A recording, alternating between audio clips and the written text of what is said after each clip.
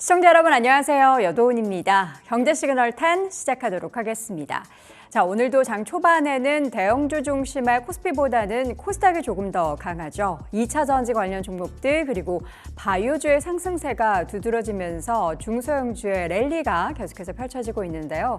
드디어 우리가 1000스닥을 향해서 코스닥도 힘을 내고 있는 것인지 응원을 먼저 해보도록 하겠습니다.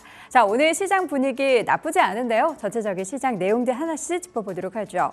일단 오늘장 2차 전지주가 오르는데요. 왜 오를까요? 시장에서는 현재 2차 전지주들이 오늘만 급등하는 것이 아니었고 최근에 바닥을 다지고 나서 올라가는 모습들이 보였습니다. 어떤 추이를 보였는지 먼저 동향부터 체크해 보도록 하죠.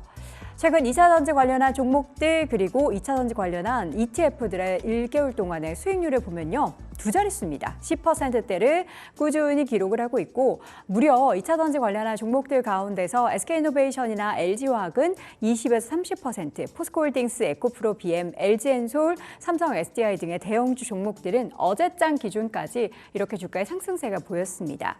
오늘 시장에서는 일단은 가격 지표 관련해서 중국의 리튬 현물가가 3개월 내 최고치까지 치솟았다. 그리고 그 생산량에 있어서 조정을 하게 된다. 그렇게 되면은 리튬 가격에 대한 추가적인 강세에 대한 기대감이 기저에 깔리게 되는데요. 그래서 주가가 오른다라고도 볼 수 있겠고 그동안에 워낙에 쌌던 2차 전지주에 또 새로운 수급이 유입되고 있는 가운데 오늘은 개별적인 기업들의 또 이슈도 있죠. 포스코피처인 같은 경우에는 오늘장 실적 발표가 예정돼 있는 가운데 7월 말로 예정돼 있는 1조 1천억 원이 넘는 자금 조달 유상증자 소식이 있는데요. 발행가액을 96,400원으로 확정을 지었다는 소식까지 전해지고 있습니다. 실적 같은 경우에는 2분기에 적자 전환에 대한 예상이 나오고 있지만 향후에 있어서는 경쟁력이 있기 때문에 긍정적인 평가가 나오고 있는 것도 이제는 안 좋은 악재를 다 털어낸다라는 그런 관점으로 주가의 급등이 나타나는 것 같고요. 또 다른 종목 가운데 LNF는 최근에 보고서들이 슬금슬금 나오고 있습니다. 지난 7월 초였습니다. 키움증권에서 리포트가 하나 나오고 나서는 주가에 큰 반응이 없었는데 오늘 같은 경우에는 키움증권에서 리포트가 또 새롭게 나왔습니다. KLFP 관련한 리더가 될 것이다 인데요. 어떤 리포트인지 내용 보도록 하죠. 저희가 지난번에 여러분 딥다이브 기억하시는지 모르겠습니다. 김장렬 본부장님과 함께 주가가 바닥을 길 때 첫 번째 리포트 그리고 나서 두 번째 리포트에 호평이 나오게 되면 그것이 주가에 좀 강력하게 반영이 된다라는 이야기를 했었는데 LNF가 오늘 나온 KB증권의 보고서를 보면은 KLFP 리더로서 부각이 된다. 특히 이제 중국발 모멘텀을 LNF가 받을 것이다라는 내용들을 골자로 해서 목표 주가는 8만 원 정도가 유지가 됐습니다. 이러한 리포트뿐만 아니라 최근에 2차 전지 관련한 투심도 조금씩 개선되는 부분도 관련한 종목들에 있어서의 상승을 만들고 있는데요. 잠시 후 2차 전지 관련한 종목에 대한 전략도 자세하게 체크해 보도록 하죠. 자, 오늘 코스닥을 끌어올리고 있는 또 다른 주체, 어제도 바이오 이야기했고요. 오늘도 바이오입니다.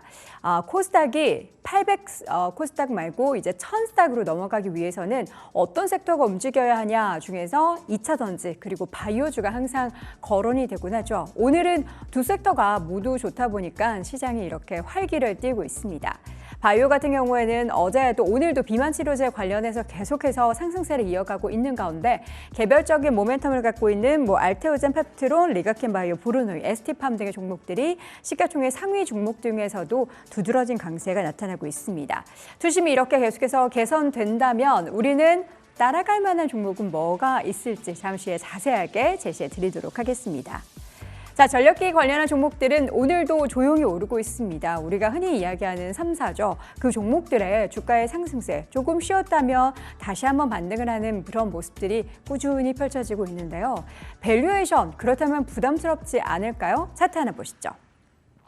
글로벌 주요 전력기기 관련한 기업들 5개사의 평균 퍼는 24배입니다. 그런데 지금 같은 경우에는 국내 3사 같은 경우에는 글로벌 경쟁사보다 퍼가 조금 더 높습니다. 현재 기준으로 평균 26배. 그러니까 글로벌 5개사 대비해서 우리나라 LS일렉트릭, HD현대일렉트릭 그리고 효성중공업의 밸류에이션이 조금 더 높다라고도 볼 수 있겠죠. 그래서 최근에 주가가 올랐을 때 이거 좀 고평가되어 있는 거 아니야 라는 우려를 하게 되는데요. 이야기는 내년으로 넘어가게 되면은 달라집니다. 내년부터 글로벌 평균 대비 퍼가 국내 3사가 더 낮아질 것이다라는 건데요. 그 낮아진다라는 것의 배경에는 업황에 있어서 글로벌 5개사보다 국내 3사가 더 수혜를 받을 수 있다는 겁니다. 지난 2022년부터 미국 중심으로 전력기기 시장이 엄청난 활기를 찾았습니다. 그러면서 그 글로벌 5개 기업들에 있어서의 수혜가 계속해서 이어졌는데요. 이제는 이야기가 좀 달라져서 국내 3사의 수혜가 더욱더 점쳐지고 있는 상황이라서 기업의 실적이 좋아지기 때문에 밸류에이션 매력도 더 높아질 수 있는 그런 구간에 내년에 놓이게 된다는 겁니다. 대표적인 기업 앞서 말씀드렸던 세 가지 기업들의 전망을 보면요. LSLEC은 올 하반기부터 이익 증가가 더 나타날 것이다. 그리고 효성중공업도 본격적인 설비 투자로 인한 앞으로의 변압기 매출이 더 증가할 것이다 라는 거고요.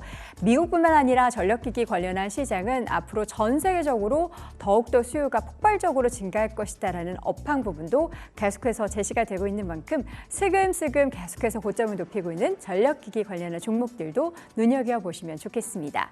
자, 오늘 전반적인 시장 분위기 조금 더 자세하게 이야기 나눠볼 텐데요. 잠시 후 함께 하시죠.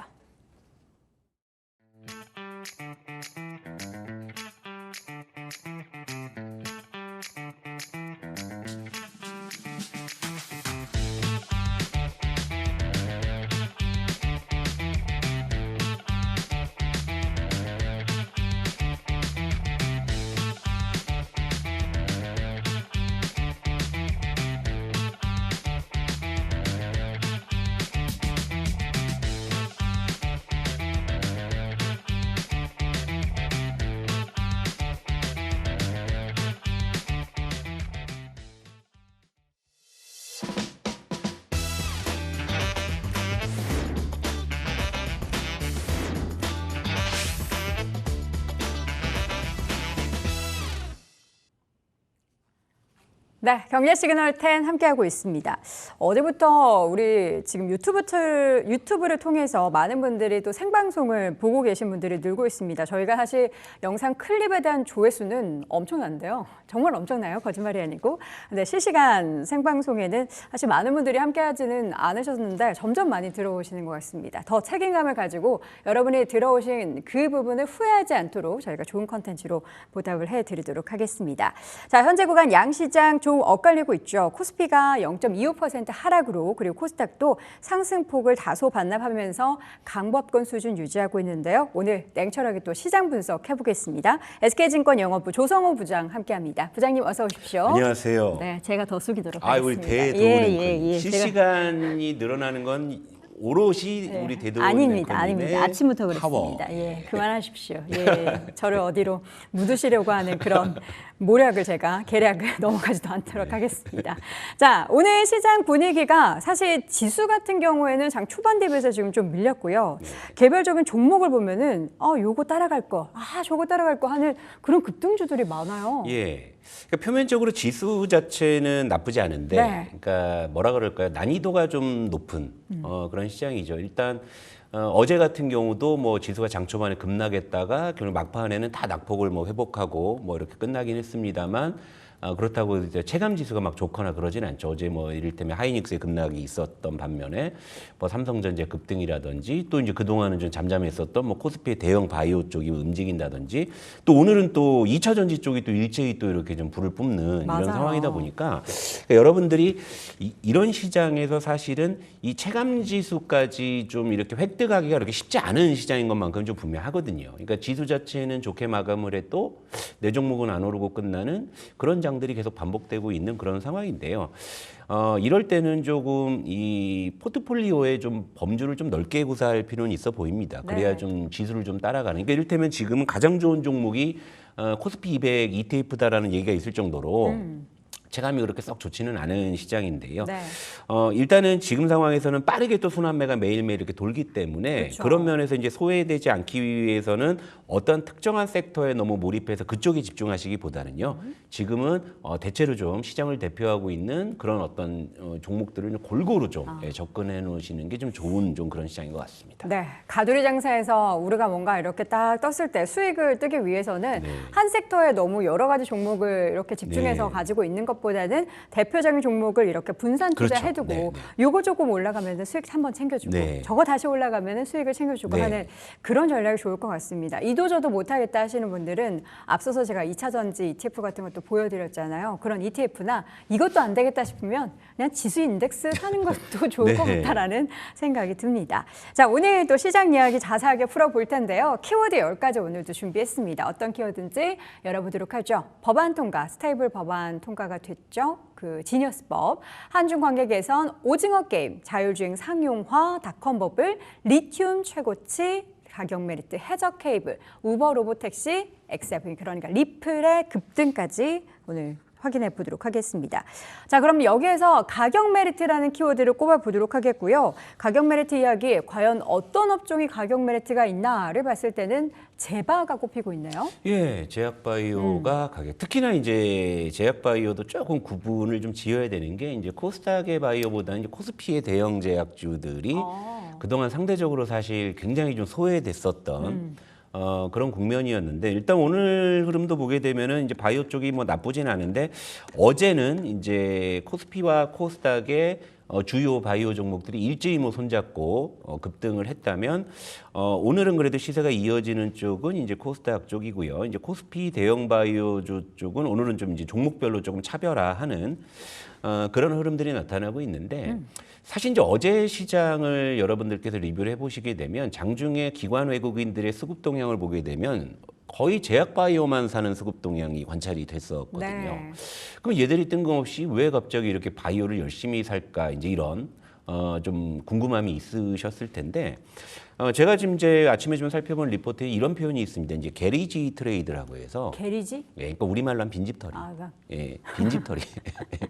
빈집털이? 예, 그러니까 빈집털이라는 용어는 여러분들께서 아마 들어보셨을 거예요. 그러니까 지수는 많이 올라 있는데 지수 대비해서 가격 메리트가 있는 섹터를 이제 빈집이라고 간주한다면 이제 그쪽에 이제 수급이 이제 몰리면 이제 그쪽이 이제 부풀어 오르면서 이제 시세가 나는 그런 부분이거든요. 이게 어제는 이제 제약바이오에서 그런 현상이 굉장히 뚜렷하게 감지가 됐고 오늘 또 2차 전지가 움직이는 것도 사실 그런 연장선상에서도 해석이 가능한 그런 부분이죠. 그러니까 사실 지금 제약바이오가 어떠한 이제 이 군집성을 강하게 띌 만한 특정한 호재가 있어서 올라갔다고 보기보다는 그냥 많이 사니까 많이 오른 좀 수급적인 그런 효과들이 이제 반영이 된 것이었고요. 그리고 이제 그 배경에는 역시 지금은 이제 이 바이오 쪽이 3,200까지 온 시장 지수 대비해서 이제 싸다라는 인식들이 분명히 있었던 것이죠. 그러니까 이제 이러한 것들이 제약 바이오 쪽에 이제 수급을 이제 밀어 넣어 주었다.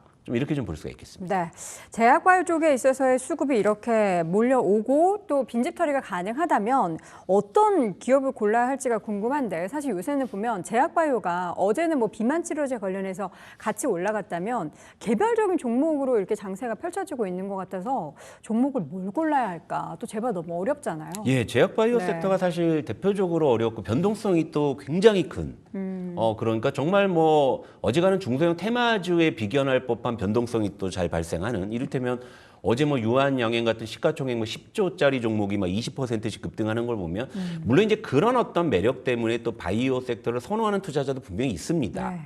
기대 수익이 굉장히 좀 높잖아요. 하지만 엇박자를 탔을 때는 또 바이오만큼 또 고생시키는 종목이 또 없기도 하죠. 그래서 저는 사실 이제 항상 우리 시청자 여러분들께 이제 바이오 섹터를 말씀을 드릴 때는 구분을 지어서 좀 말씀을 드립니다. 예, 코스피와 코스닥을 좀 전 다르게 봐요. 어떻게 보죠?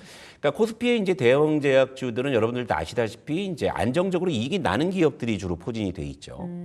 그러니까 이제 이런 종목들은 그러니까 우리가 이제 쉽게 말해서 그 기업의 이슈를 이렇게 그때 제때 트래킹을 하지 못한다 하더라도 항상 우리가 이제 장부를 보면서 이 기업의 어떤 밸류에이션을 측정을 할 수가 있죠. 그런 부분들이 있죠. 그런데 코스닥의 이제 바이오 종목들은 좀 이슈성 시세들이 많이 좀 나타나는 그런 부분이 있죠. 예, 아무래도 뭐 비만 치료제에서 뭐 일라일리가 뭐 했다 뭐 급등하기도 하고 또 이제 어디 뭐 기술 수출한다 이제 그런 이슈로 또 급등하기도 하고.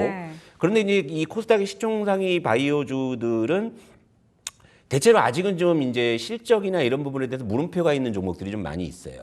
그러니까 쉽게 말해서 기대감은 좋은데 정말 언제부터 니네 돈 벌 거냐라고 했을 때는 기약이 없는 좀 그런 국면에 있는 답을 할 수가 없죠. 예, 그래서 사실은 이 코스피 제약주와 이 코스닥 바이오는 그런 특징들이 있기 때문에 이제 우리 시청자 여러분들께서 이제 바이오주에 접근하실 때는 요 특징을 좀 알고 접근하셨으면 하는 거죠.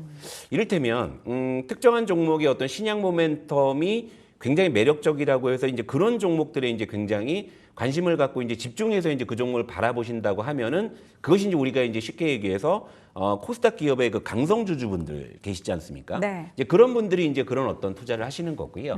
여러분들처럼 이제 시장의 흐름에서 바이오 쪽으로 지금 수급이 좀 들어가는 부분들이 감지가 돼서 여기서 내가 이제 수익의 기회를 좀 찾겠다라고 하시는 분들은 아무래도 이제 조금 측정이 가능한 쪽에서 할 수 있는 부분들. 그러니까 코스피의 이제 대형 제약주들. 그러니까 예를 들면 물 들어올 때 잠깐 헤엄치느냐 아니면은 정말로 한 종목을 몰입해서 뭐 그 종목을 한번 승부를 보느냐. 사실 바이오는 이런 두 가지 전략으로 우리가 접근할 수가 있거든요. 그런데 네.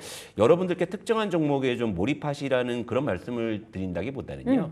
지금처럼 이렇게 수급이 들어왔을 때 그래도 가격 메리트가 있는 종목들 위주로 해서 물론 이제 그중에 이제 이슈가 있는 종목이라면 더 이제 수급이 좀 더 붙을 수가 있겠죠. 그렇죠. 그러니까 그런 쪽으로 접근하시는 게 가장 무난하지 않나 이렇게 보고 있습니다. 자, 그러면 우리는 조금 더 이슈와 함께 등락을 좀 거듭하는 중소형 제약바이오보다는 조금 묵직하고 네. 실적 내놔 했을 때 네. 당당하게 내놓을 수 있는 그렇죠. 그런 기업을 선택해야 예, 너 된다는 이번에 건데. 시험 몇 점 맞았어 했을 때 그래도 아유, 못 봤어? 뭐, 예, 이러면서 성적이 좀 얘기했다. 올랐어요 이렇게 보여줄 수 있는 기업들은 대체로 이제 코스피에 좀 많이 포진이 돼 있고 예. 선택을 해봐야겠죠. 예, 그랬을 때는 역시 일단은 그 군집성을 확인했을 때 가장 상징적인 종목은 보통 대표주를 많이 보잖아요. 네. 그러니까 일단 삼성바이오로직스를 이제 바이오의 관심 종목으로 일단 놓고 보시자고요. 쌈바로. 예, 그리고 이제 쌈바는 어제도 이제 이슈가 있어서 아시다시피 네.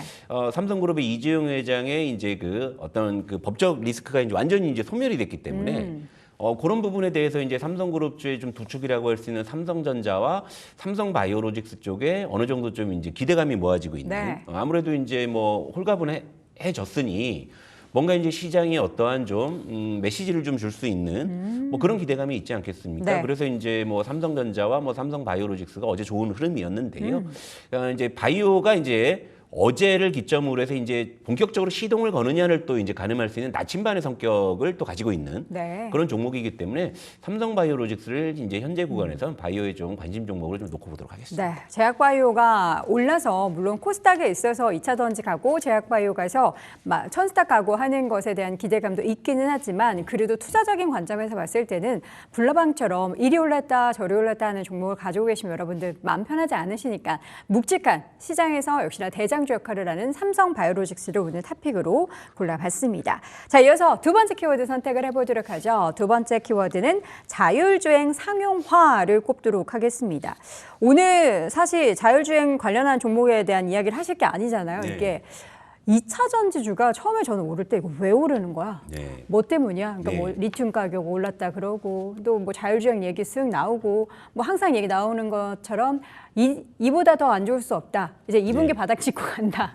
뭐 여러 가지 귀에 가면 귀걸이, 코에 가면 코걸이 뭐 얘기들 할 건 많아요. 네, 일단 사실 오르면 이유를 갖다 붙일 수 있는 것들은 있는 상황이 된 거죠. 그렇죠. 근데 사실은 이제 큰 틀에서 보면은 오늘 2차 전지의 이런 동반 급등세는 어제 바이오가 보여줬던 이제 빈집털이의 좀 일단 연장선상에서 좀 보고는 있어요. 2차 전지도? 그런데 간밤에 또 이제 이런저런 이슈가 많이 쏟아졌죠. 네. 그것이 이제 자율주행의 이제 상용화 기대감이 이제 커지면서 자율주행은 100%다 이제 전기차로 흘러다닐 것이기 네. 때문에 이런 부분에 대한 어떤 기대감 여기에 대한 이제 리튬 가격도 이제 최근에 좀 올라가고 있고 그렇죠. 이런 것들이 이제 좀 업황 개선을 이제 의미하는 것이 아니냐. 사실은 뭐 이제 얼마 전에 발표된 LG 에너지 솔루션의 이번 실적도 예상보다는 잘 나왔단 말이죠. 그러다 보니까 이제 장부상으로도 좀 캐즘을 극복하는 거 아니야? 사실 이런 기대감 속에 2차 전지가 그동안 이제 바닥은 좀 잡아놓고 있는 그런 상황이었죠. 네. 하지만 지수가 계속 올라가고 하다 보니까 2차 전지 쪽에는 그렇게 수급이 우호적이지 않았어요. 왜냐하면 뭐 조방원, 뭐 지화자 이런 종목들이 여전히 기세가 등등했고 네.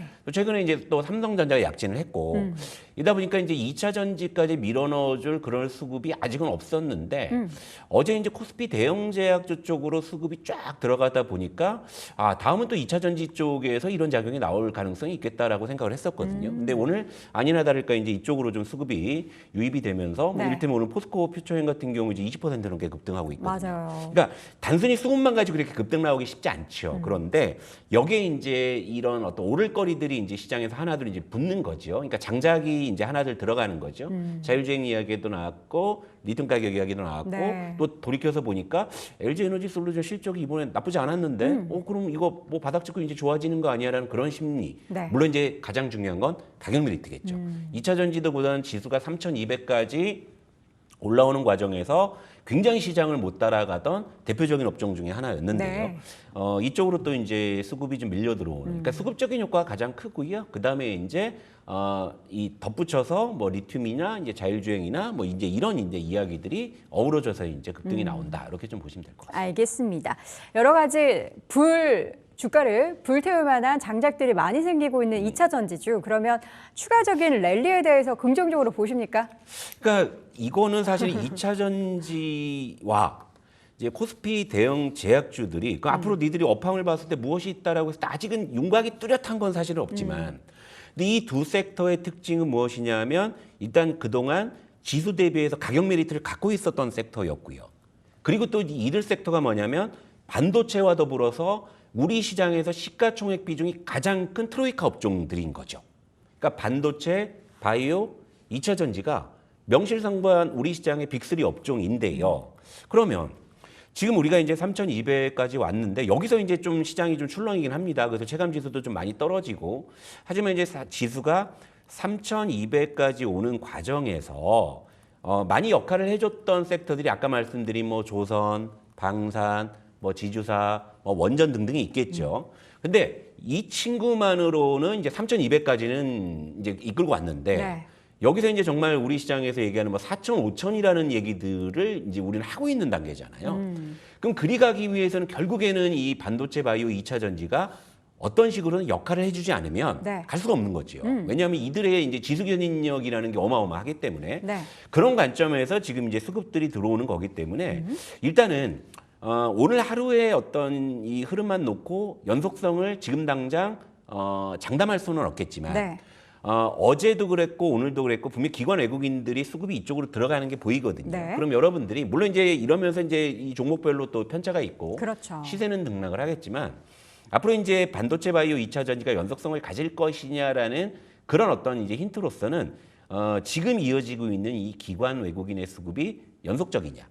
이 부분만 확인하시면 될 것 같습니다. 그러니까 물론 시세는 수급과 반드시 비례하지는 않지만 적어도 이제는 기관 외국인들이 지금 이제 빈디터리로 잠깐 들어갔다 나오는 건지 아니면 계속 밀고 들어가서 고간을 채우는지 이런 부분들은 우리가 이제 확인하기까지는 조금 더 이제 시간을 쓰고서 이제 추적을 해봐야 되지 않겠습니까? 그런 관점에서 지금은 이제 이쪽으로 들어가는 기관이나 외국인들의 어떤 수급 상황을 체크하시면 연속성에 대한 힌트도 나올 것이다. 이렇게 좀 말씀을 드리도록 할게요. 올 하반기에 2차 전지주가 시장을 더욱더 뒷받침할 수 있는 또 하나의 섹터가 될 수 있을지 여부는 여러 가지 재료는 지금 산재되어 있기 때문에 여기에 이제 걸맞춰서 수급이 꾸준히 유입되는지 여부 계속해서 체크해 보시기 바랍니다. 2차 전지주 안에서는 그러면 탑픽을 고르자면 여기서는 뭐 고르실 거예요? 그래서 일단은 대표주를 먼저 나침반으로. 그러니까 일단 지금 제일 좋은 종목이 코스피 100 인덱스라는 이야기를 많이 하시잖아요. 근데 이렇게 이제 업종들이 움직일 때는 기본적으로 그 업종 대표 이른바 이제 대장주가 추세를 잡느냐가 굉장히 중요한 부분이죠. 이거 반도체도 마찬가지죠. 그러니까 결국 이제 대장주를 일단은 접근을 하시고 그다음에 연속성이 이어졌을 때 오늘 사실은 뭐 이를테면 뭐 포스코 퓨처에 뭐 놓쳐서 아쉽네 그러실 필요가 없는 게 이런 군집성을 가지고 연속성을 띈다고 하면 2선, 3선에서 종목들은 또 얼마든지 올라오거든요. 그러니까 예를 들면 오늘 같은 경우에 퓨처엠 놓쳤어, LNF 놓쳤어 이렇게 아쉬워하실 필요는 없습니다. 분명히 2차 전지가 시세 연속성이 확인이 된다면 2선, 3선에서 또 초과 수익을 낼 수 있는 종목들은 또 언제든지 나올 수 있는 부분이고 그리고 이제 그걸 트래킹하기 위해서는 역시 이제 대장주의 흐름을 우리가 지켜봐야 되기 때문에 일단 지금은 또 역시 그러니까 바이오에서는 제가 쌈바를 말씀드렸다시피 2차 전지 쪽에선 LG 에너지 솔루션을 일단 나침반 종목으로 놓고 보도록 하겠습니다. 알겠습니다. 대장주를 공략하라. 이번에 2차 전지 안에서는 LG 엔솔을 선택해 보겠습니다. 마지막 키워드 선택해 보도록 하죠. 10가지 가운데 밤사이 새벽에 또 전해진 소식이죠. 지니어스법의 하원 본회의가 통과가 됐다. 이제 요거 통과되면은 트럼프 대통령이 지금 사인하려고 잉크 이렇게 찍고 있어요. 뭐 이제는 다 통과된 거라 다름없는 거죠. 요즘 이제 미국 쪽은 다 통과가 된 거 같은데 우리나라는 좀 법안이 약간 지연되는 느낌이에요. 우리나라에 있어서는 우리나라에서 국회에서 입법이 좀 빨리 이제 발의가 돼서 입법으로 갈 거라고 기대를 했었는데 뭐 뉴스 찾아보게 되면 뭐 뚜렷하게 지금 이게 속도가 좀 빨라지는 느낌이 좀 안 듭니다. 약간 쏙 들어간 느낌이에요. 뭐 9월로 뭐 좀 발의가 연기된다는 이야기도 있고요. 물론 이제 사실 이제 처음으로 시도를 하는 부분이기 때문에 이런저런 이제 각계의 어떤 의견을 수렴하는 뭐 그런 과정들도 뭐 있어야 되겠지만 사실 이제 그런 기대감으로 들썩였던 그런 흐름에 비해서는 최근에 너무 좀 국내 쪽은 조용한 그런 느낌이기 때문에 제 생각에는 국내외 스테이블 코인 관련해서는요. 국내외가 좀 엇박자가 나고 있다고 볼 수 있을 것 같아요. 그러니까 이걸 어떻게 좀 봐야 되냐면 그러니까 미국 쪽에서는 지금 차곡차곡 법안들이 지금 일사천리로 통과가 되고 있잖아요. 그러다 보니까 이제 미국 쪽에서 최근에 이제 그 서학개미들이 가장 또 많이 사고 있는 종목 중에 하나가 서클 인터넷이라고 하더라고요. 서클과 코인베이스 난리가 났죠. 스테이블 코인 뭐 이 관련한 그런 쪽에 이제 관심이 많으신데, 그러니까 미국 쪽에서는 그런 스테이블 코인 관련한 어떤 좋은 이슈가 있게 되면 그건 뉴욕장에 반영이 돼요. 그래서 뭐 서클 인터넷이 이제 급등도 하고, 그러면 이제 그런 기대감이 이제 우리 시장으로 이어지면서 이제 프리마켓에서는 결국 이제 그런 종목들이 들썩거리고 시작을 하는데, 막상 본장으로 들어가게 되면 용두사미로 계속 끝나는 모습들인 거죠. 그러면 이 이유가 무엇일까라고 보면 결국에 지금 이제 대내적으로 좀 이제 미국과 엇박자가 나고 있는 부분들이 있는 것 같아요. 그러니까 미국 쪽은 법안들이 일사천리로 지금 진행이 되고 있는데 우리는 거기에 지금 보조를 맞추지 못하고 있다라는 부분들이 결국에 이제 이 스테이블 코인 관련해서 국내 시장을 접근하시는 투자자들에게는 이거 어느 장단에 춤을 춰야 돼라는 그런 사실 좀 이 느낌을 주기엔 충분한 것이거든요. 그러다 보니까 우리가 이제 후련하게 그렇게 이제 시세가 지금 반등이 시원하게 안 나오는 그런 요인이 아닌가 좀 이렇게 좀 보고 있습니다. 자, 그러면 우리가 박자가 지금 거의 어느 장단이 아니고 우리나라는 아예 박자가 없는 거예요. 지금 스테이블 코인 관련해서는 박자를 맞출 박자가 없기 때문에 미국 쪽을 이게 좀 따라가야 되는 건지, 미국 이슈에 따라서 지금 뭐 가상화폐 시장에서도 관련한 알트코인 종목들이 지금 시세가 분출을 하고 있잖아요. 그러면 우리는 이때 시장 또 기대감을 먹고 계속 바라볼 테니까 그런 식으로 뭐 단기적인 트레이딩 전략은 유효할 거라고 보십니까? 그러니까 사실 스테이블 코인만 가지고 뭐 시장에 접근한다 그러면은 혹자는 이렇게 얘기해요. 그냥 미국 가서 서클 인터넷 사라고. 차라리 그냥 그게 맞을 수 가상화폐를 있습니다. 사든지. 왜냐하면 스테이블 코인 하나만 놓고 봤을 때는 그게 맞을 수도 있는데요. 근데 이제 스테이블 코인 관련한 쪽을 사실 저는 그렇게 관심을 많이 둔 이슈는 아니었습니다만 이 우리 시장에서의 영향을 좀 살펴볼 때는요. 이게 단순히 스테이블 코인 관련주 쪽에만 영향을 주는 것이 아니라 이게 결국 네카우까지도 투자 심리에 영향을 주는 그런 지금 효과가 있는 거죠. 그렇죠. 이를테면 미국장에서도 지금 이제 동조화되는 게 뭐냐면 스테이블 코인 관련주, 비트코인 관련주, 그다음에 AI 소프트웨어, 그리고 이제 여기에 하나 덧붙이자면 양자 컴퓨터 이런 종목군들, 섹터군들이 대체로 동조화를 보여주고 있어요. 그래서 우리 시장도 그걸 투영해 보게 되면 스테이블 코인 관련주가 올라갈 때는 또 양자주가 또 같이 좀 반응하기도 하고 AI 소프트웨어 좀 테마군 쪽에서 반응을 하기도 하는데, 중요한 건 뭐냐면 우리 시장의 스테이블 코인 관련주가 이렇게 후련하게 좀 뚜렷한 반등이 못 나오는 건 어떻게 보면 네카오가 최근에 부진한 영향도 있다라고 좀 보고 있거든요. 그렇기 때문에 적어도 이제 이 국내 증시에서의 스테이블 코인 관련주들의 반등의 열쇠는 결국엔 좀 네카오 쪽에 달려 있지 않느냐라는 이제 그런 생각이 듭니다. 왜냐하면 네이버 카카오도 얼마 전에 있었던 그 랠리에선 분명히 스테이블 코인 관련한 모멘텀이 곁들여져서 올랐던 종목들이기 때문에 결국 이제 우리 시장에서의 스테이블 코인 관련주는 네카오의 반등에 그 열쇠가 있다라고 볼 수가 있고요.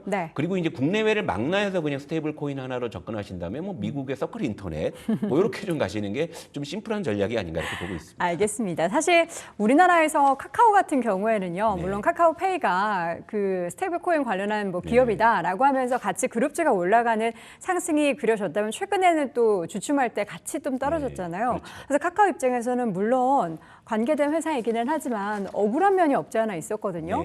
왜냐하면 우리는 AI로 갈 건데 왜 스테이블 코인 관련주라고 이렇게 엮여 있나. NHN 입장에서도 그렇고요. 물론 근데 그런 억울함이 있기는 한데 어쨌든 같이 올랐던 부분도 있으니까 뭐 내리는 것도 당연한 거고. 여기에서 이제 수혜주를 고를 때 카카오그룹주 얘기보다는 그러니까 네이버 쪽에 뭐 NHN 관련한 KCP 같은 경우 중소형주군에서는 최근에 굉장히 좀 시세가 났었고요. 그리고 뭐 쿠폰 같은 경우에는 실제로 서클과 뭐 연관이 있다. 예, 뭐 이러면서 뭐 급등이 그렇게 오늘 해서 오히려 오르기도 급락하고. 근데 이제 사실은 이제 좀 약간 좀 테마성으로 움직이는 종목들의 변동성이 크기 때문에 그래서 제가 아까 이제 심플하게 말씀드린 게 네. 오롯이 그냥 스테이블 코인만 가자고 하면 미국에 있는 서클 인터넷 하시는 게 가장 무난할 수 있다 말씀드리는 게 네. 여기서 예를 들면 뭐 NHN KCP니 뭐 아까 말씀하신 뭐 쿠콘이라든지 뭐 아니면 또 뭐 헥토 파이니 뭐 네. 그러니까 사실 이게 이제 예전에는 그 모바일 결제 관련한 그런 어떤 테마군이었거든요. 그렇죠. 근데 이제 사실 이제 국내에서는 스테이블 코인 관련해서 사실 이 종목 잡기가 그렇게 쉽진 않으신 거예요. 근데 이제 이 중요한 건 뭐냐면 어제 바이오가 보여줬고 오늘 2차 전지가 보여줬듯이 결국에는 대장주급들이 움직이면서 전체적으로 그 섹터의 군집성을 확대하면서 끌고 가는 그림이 가장 여러분들께서 수익을 내시기가 편한 국면이거든요. 네. 그러니까 지금처럼 이제 오늘 같은 경우 네카우도 오늘 좀 뜨뜻미지근한 상황에서 일부 스테이블 코인 관련주들이 개별적으로 움직임이 나오긴 합니다만 이게 군집성이 확대되는 모습은 분명히 좀 아니거든요. 그러니까 이런 상황에서는 스테이블 코인 관련해서 적어도 이 종목 접근이 그렇게 쉽지는 않습니다. 그런데 우리가 좀 쉽게 접근할 수 있는 방법은 뭐냐면 결국에는 네카오가 동반해서 이제 반등을 하면서 스테이블 코인 관련주 그리고 AI 소프트웨어 관련주들을 끌어주는 모습이 나왔을 때 그때 사실은 이제 여러분들이 종목을 접근하셨을 때 수익의 확률이 더 커지는 것이거든요. 그러니까 지금은 아까도 말씀드렸다시피 미국과는 다르게 국내에서는 스테이블 코인 이슈가 지금 아직 재점화되는 분위기가 아니기 때문에 지금 혹시나 고점에서 사서 좀 물려 계신 분이나 아니면 신규 진입을 저울질 하시는 분들도 현재는 조금 놓고 보시고요. 오히려 네카오가 반등하는 모습을 보면서 뭐 예를 들면 이제 물린 종목에 조금 추가 매수를 하셔갖고 단가를 낮추신다든지 네. 아니면 이제 신규 진입을 뭐 하신다든지 그렇게 보시는 게 가장 그래도 좀 안정적인 전략이 아닌가 이렇게 좀 보고 있습니다. 알겠습니다. 스테이블 코인 관련한 탑픽은 그러면 네이버로. 역시 그렇습니다. 대장주를 먼저. 알겠습니다. 자, 오늘의 교훈은 대장주를 고르자인데요. 오늘 제가 조성호 부장님의 탑픽을 쓱 봤어요. 네. 대장주를 고르신 것 같긴 한데 네. 사실 저희가 지금까지 한 지난주 그리고 지지난주까지 네. 우리 조성호 부장님이 삼성전자에 대한 콜을 진짜 세게 외주셨거든요. 예, 이거는 갑니다. 사야 합니다. 네. SK하이닉스 지금 이렇게 올라가는 삼성전자 들어옵니다. 네. 정말 많이 단기적으로 올랐어요. 됐죠. 예, 됐죠. 예, 네. 이렇게 네. 지금 67,500원 선까지 올라가고 있는 삼성전자를 이제 뒤로 하시는 겁니까? 아니 뒤로 하는 게 아니고. 네. 그러니까 사실은 제가 이제 틈날 때마다 반도체 투톱은 사실 둘 다 괜찮다고 말씀을 드렸는데 네. 이제 그 중에 이제 그래도 삼성전자 쪽에 조금 무게를 실었던 건 사실인데. 근데 뭐 하이닉스를 제가 부정적으로 본 건 아니었거든요. 그렇죠. 근데 본의 아니게 이제 제가 그런 이야기들 반복적으로 드리다 보니까 좀 오해가 쌓인 것 같아요. 그 하이닉스 주주분들이 저를 별로 안 좋아하시는 것 같아요. 그래요? 왜 하이닉스한테 그러냐? 그 의미가 아닌데. 엄마가 좋아, 아빠가 좋아. 예, 그죠. 엄마가 좋아, 아빠가 좋아하는데 지금은 엄마가 좀 맛있는 것도 많이 해주시니까 좀 이제 엄마가 좋았다가 갑자기 이제 아빠가 또 용돈 아빠가 주시면은- 용돈 주시면 또 그래 갈 수 있는 그렇죠. 부분인데. 뭐 인간 다 그렇죠. 그래서 이제 오늘의 탑픽은 SK 하이닉스입니다. 그렇죠. 네. 좀 많이 빠졌죠? 예, 어제 좀 과했고요. 9%가 뭡니까? 예, 물론 이제 어제 사실 하이닉스의 급락이 좀 없었고 그냥 추세가 계속 30만 원에 유지했다면은 좀 탑픽으로 좀 안 말씀드리기가 가지고 좀 오셨을 것 조심스럽긴 같아요. 했는데 어제 9% 급락이 오늘 좀 추가적으로 살짝 눌리니까 하루 만에 뭐 10% 정도 좀 할인한다라는 생각은 좀 해볼 만할 것 같습니다. 네. 물론 이제 어제 그 골드만삭스에서 나왔던 중립 리포트 사실은 뭐 매도도 아니고 중립 가지고 그렇게 9%씩 하락할 거야? 라는 좀 그런 좀 생각도 있고요. 근데 약간 중립이라는 말이 예. 이게 매수였다 중립으로 내리니까 예. 팔라고 하는 것 같이 들렸어요. 그러니까 국내 하우스 같은 경우에는 이제 중립이 사실상 애들로 매도. 없죠. 근데 예. 미국은 그런 거 없어요. 그냥 매도라고 하지 걔들은. 뭐 세일 내지 뉴트럴 이런 거 잘 안 네. 내고 그냥 네. 그냥 세일 하거든요. 그쵸. 예전에 또 이제 골드만삭스는 SK하이닉스 실제 매도 리포트를 낸 적도 있는. 예. 아 그리고 심지어 골드만삭스가 SK하이닉스를 무조건 사라라고 한 적도 있어요. 예, 그러니까요. 예, 무조건 그런- 안 좋게 보진 않아요. 예, 근데 이제 중립의 어떤 의견만으로 이렇게 9% 빠지는 것은 좀 너무 과했고요. 그리고 아시다시피 이제 TSMC가 또 다시 사상 최대 실적을 경신했죠. 기록했죠? 네.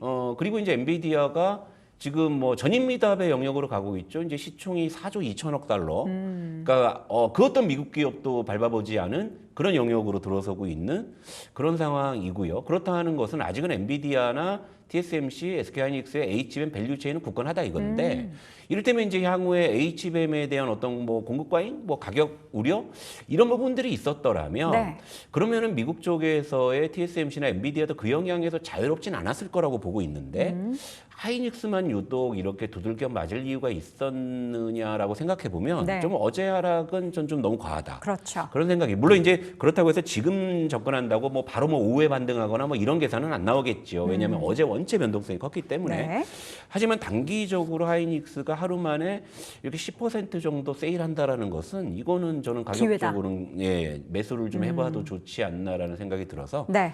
그리고 또 SK 하이닉스를 들고 계신 분에게 본의 아니게 미움을 샀던 업보도 좀 씻을 겸해서 네, 오늘은 SK 하이닉스를 알겠습니다. 타픽으로 말씀드리고 가겠습니다. 자, 이틀 만에 거의 10%대의 할인이 됐습니다. 정말 좋은 제품, 이거 여러분 할인 안 하는 제품이요 했는데 갑자기 깜짝 세일하는 네. 그런 느낌으로 생각을 해보시면 될 것 같고요. 여전히 HBM 분야에 있어서는 최강자 자리를 지키고 있는 SK하이닉스를 오늘장 탑픽 종목으로 골라봤습니다. 자, 오늘 또 하필이면 SK증권이시군요. SK증권 영업부 조성호 부장과 함께했습니다. 고맙습니다.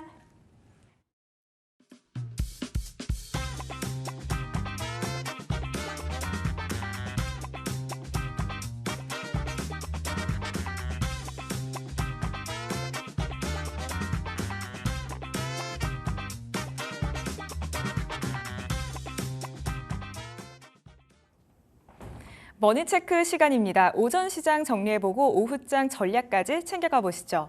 오늘 이 시간에는 딜사이트 S의 유경훈 전문가님과 함께하겠습니다. 전문가님 안녕하세요. 네, 반갑습니다. 네, 전문가님 반갑습니다. 오늘 시장 분위기 봐보니까 양지수 완벽하게 뭔가 흐름을 잡아가는 느낌은 아닌 듯 싶기도 합니다. 그래도 우선 기관의 수급이 들어오고 있던데요. 오늘장 어떻게 보고 계실까요? 네, 지금 분위기가 제가 방송을 준비하는 딱 그때만 하더라도 이게 반등을 할 수도 있겠다 생각이 들었는데 지금 현재 시간으로 보면은 지수가 저점을 막 깨고 내려가고 있는 중이에요. 그래서 코스피 지수도 오늘의 저점을 이탈을 했고 코스닥도 비슷해요. 코스닥도 오늘의 저점을 좀 방금 깨고 내려가고 있는 그런 상태라서 오늘 장은 확실히 좋은 분위기는 아닌 것 같아요. 그리고 오늘 이제 주변 국가들과 이제 미선물을 살펴보면은 또 여긴 또 좋아요. 미선물은 반등이 나오고 있고 일본 증시 약간 떨어지지만 나쁘지 않고 오늘 홍콩 증시는 무려 1%나 올라가고 있어요. 그래서 이렇게 된 그 배경들을 살펴보면 그동안 우리나라 증시가 다른 나라보다 좀 더 좋았잖아요. 그랬던 부분들 그리고 제가 요즘 이제 방송에서 많이 주장하고 있는 게 뭐냐면 하반기가 시작됐다. 이제 본격적으로 하반기가 됐기 때문에 저 포트폴리오를 교체할 때가 된 것 같다. 이런 말씀을 드리고 싶은데 그 배경이라고 생각합니다. 그래서 오늘 오전에 제가 좀 기대했던 재료 중에 하나는 어제 있었던 미 하원에서 있었던 크립토 위크 암호화폐 3개의 법안이 통과가 된 거. 지니어스 법안, 클래리티 법안, 또 안티 CBDC 법안 이런 것들이 통과가 돼서 암호화폐 관련이나 또 이런 스테이블 코인 관련된 종목들이 오늘 반등을 잠깐 했었었죠. 그쪽에 대한 기대를 저는 계속하고 있고 미국의 관련주들이 많이 오른 거에 비해서 신고가 가 있는 거에 비해서 한국의 암호화폐 관련주들은 아직 그 눌림목이 좀 심하게 나온 것들이 대부분이거든요.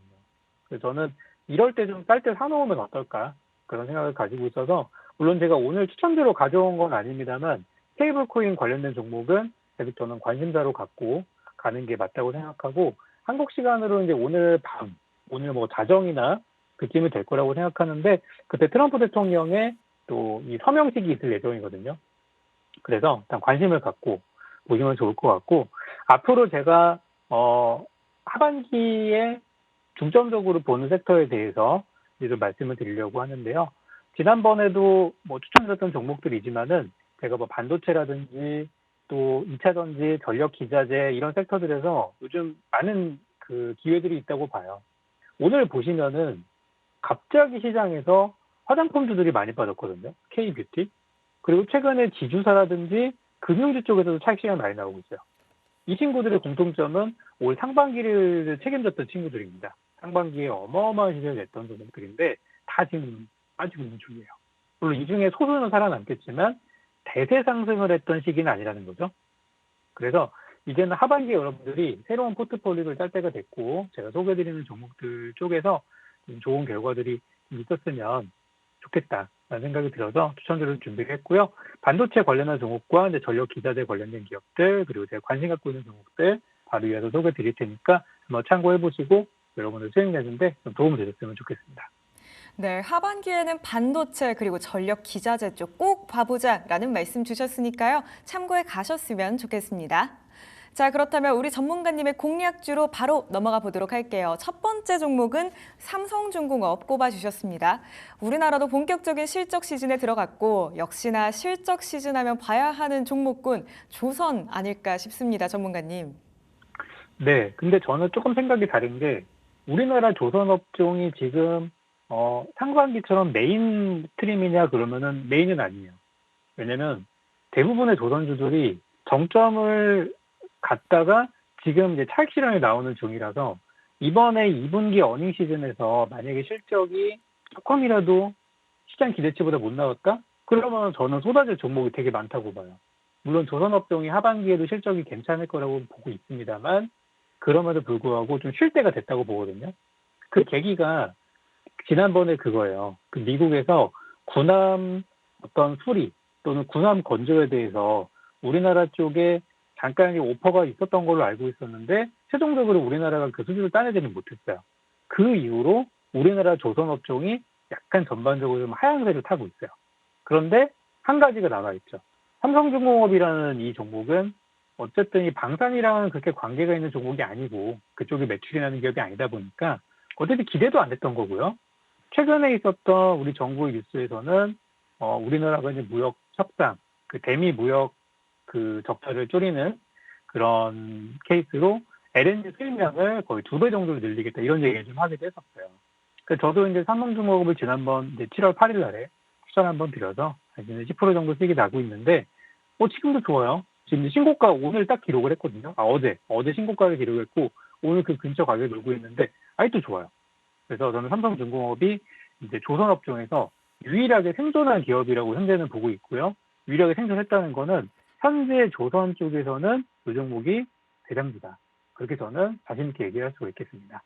그래서 앞으로 이제 우리가 기대해야 되는 거는 미국에서 이제 알래스카 LNG 프로젝트 얘기도 많이 나오지만은 일단 생산하고 있는 LNG를 우리나라가 수입을 많이 한다고 하면 그 LNG를 운반하는 배, LNG 선박, 그리고 그 LNG 선박이 들어가는 어떤 기자재, 이런 기업들이 앞으로 좋겠죠. 뭐 LNG 탱크라든지 이런 기업들.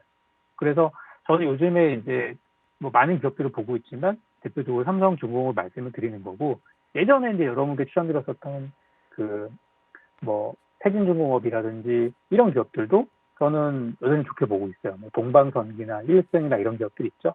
조선 기자들도 다 따라올 수 있는 종목이라서 일단 삼성중공업을 먼저 말씀을 드리고 그쪽도 함께 보시면 좋을 것 같아요. 우리나라가 그 작년에 LNG 수입을 많이 이제 하고 있는데 작년에 이제 미국산 LNG가 전체 수입량이 한 10% 정도가 된대요. 그래서 그거를 이제 2배 정도 늘린다고 해도 20%이기 때문에 미국산 LNG를 수입을 더 할 가능성은 되게 크다고 봅니다.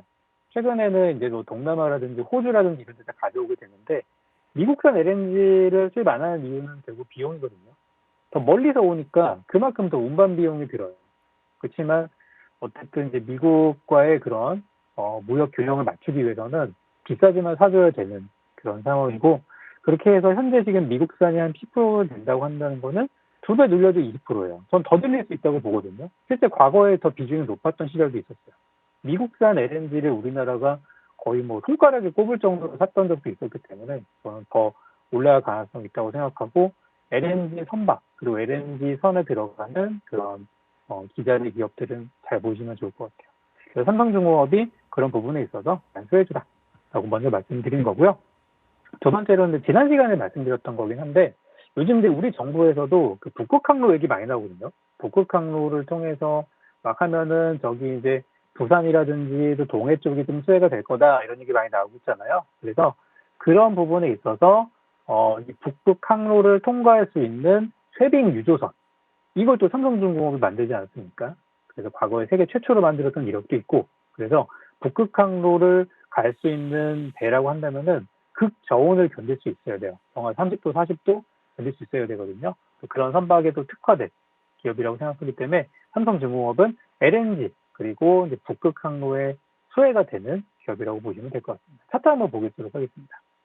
지금 차트를 보시면은 지난번에 제가 7월 8일 날 추천드렸을 때 이 종목 신고가 갈 겁니다라고 드렸었는데 어제 그거를 강하게 뚫었어요. 그래서 지금 잘 가고 있고 현재 19,000원 터치하고도 약간 눌려 있는데요. 최근에 증권가 리포트가 굉장히 좋은 리포트가 나와가지고 목표가를 27,000원을 제시를 했습니다. 그러면 현재가 대비해서 27,000원이면은 어디까지 간다는 거냐면 예전에 전성기까지 간다는 거예요. 예전 전성기가 2013년도. 벌써 지금 10여 년 전 이야기예요. 그때 이 종목이 33,000원까지 갔던 이력이 있습니다. 중간에 뭐 유증이나 이런 거 배제하고 현재가로 환산하면 33,000원 갔던 이력이 있어요. 그래서 거의 뭐 그 수준까지 간다고 이제 보는 거거든요.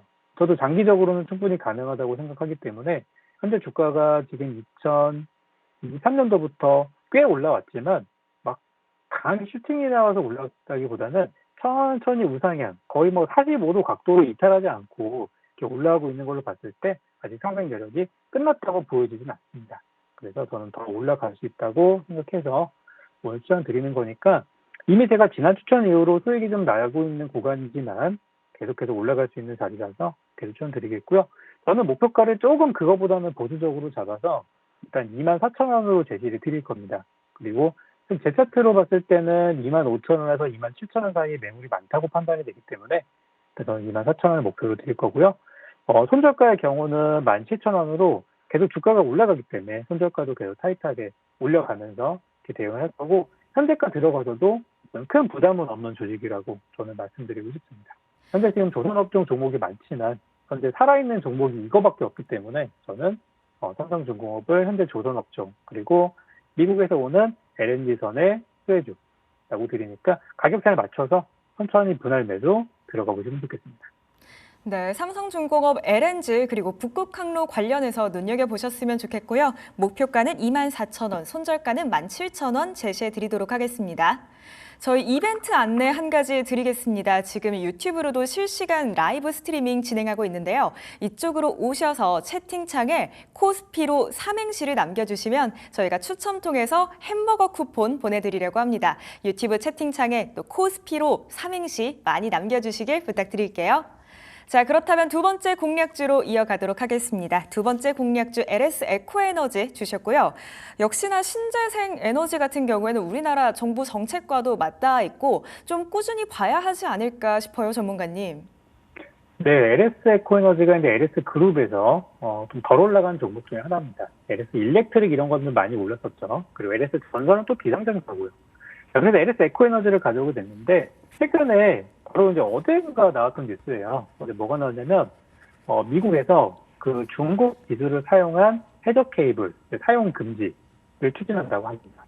안 그래도 해저 케이블이라는 게 이 중국산 케이블이 많이 매설이 돼 있는데 사실 사용하는 거는 문제가 없습니다만 또 그 해저 케이블 대상으로 또 테러도 또 있다고 해요.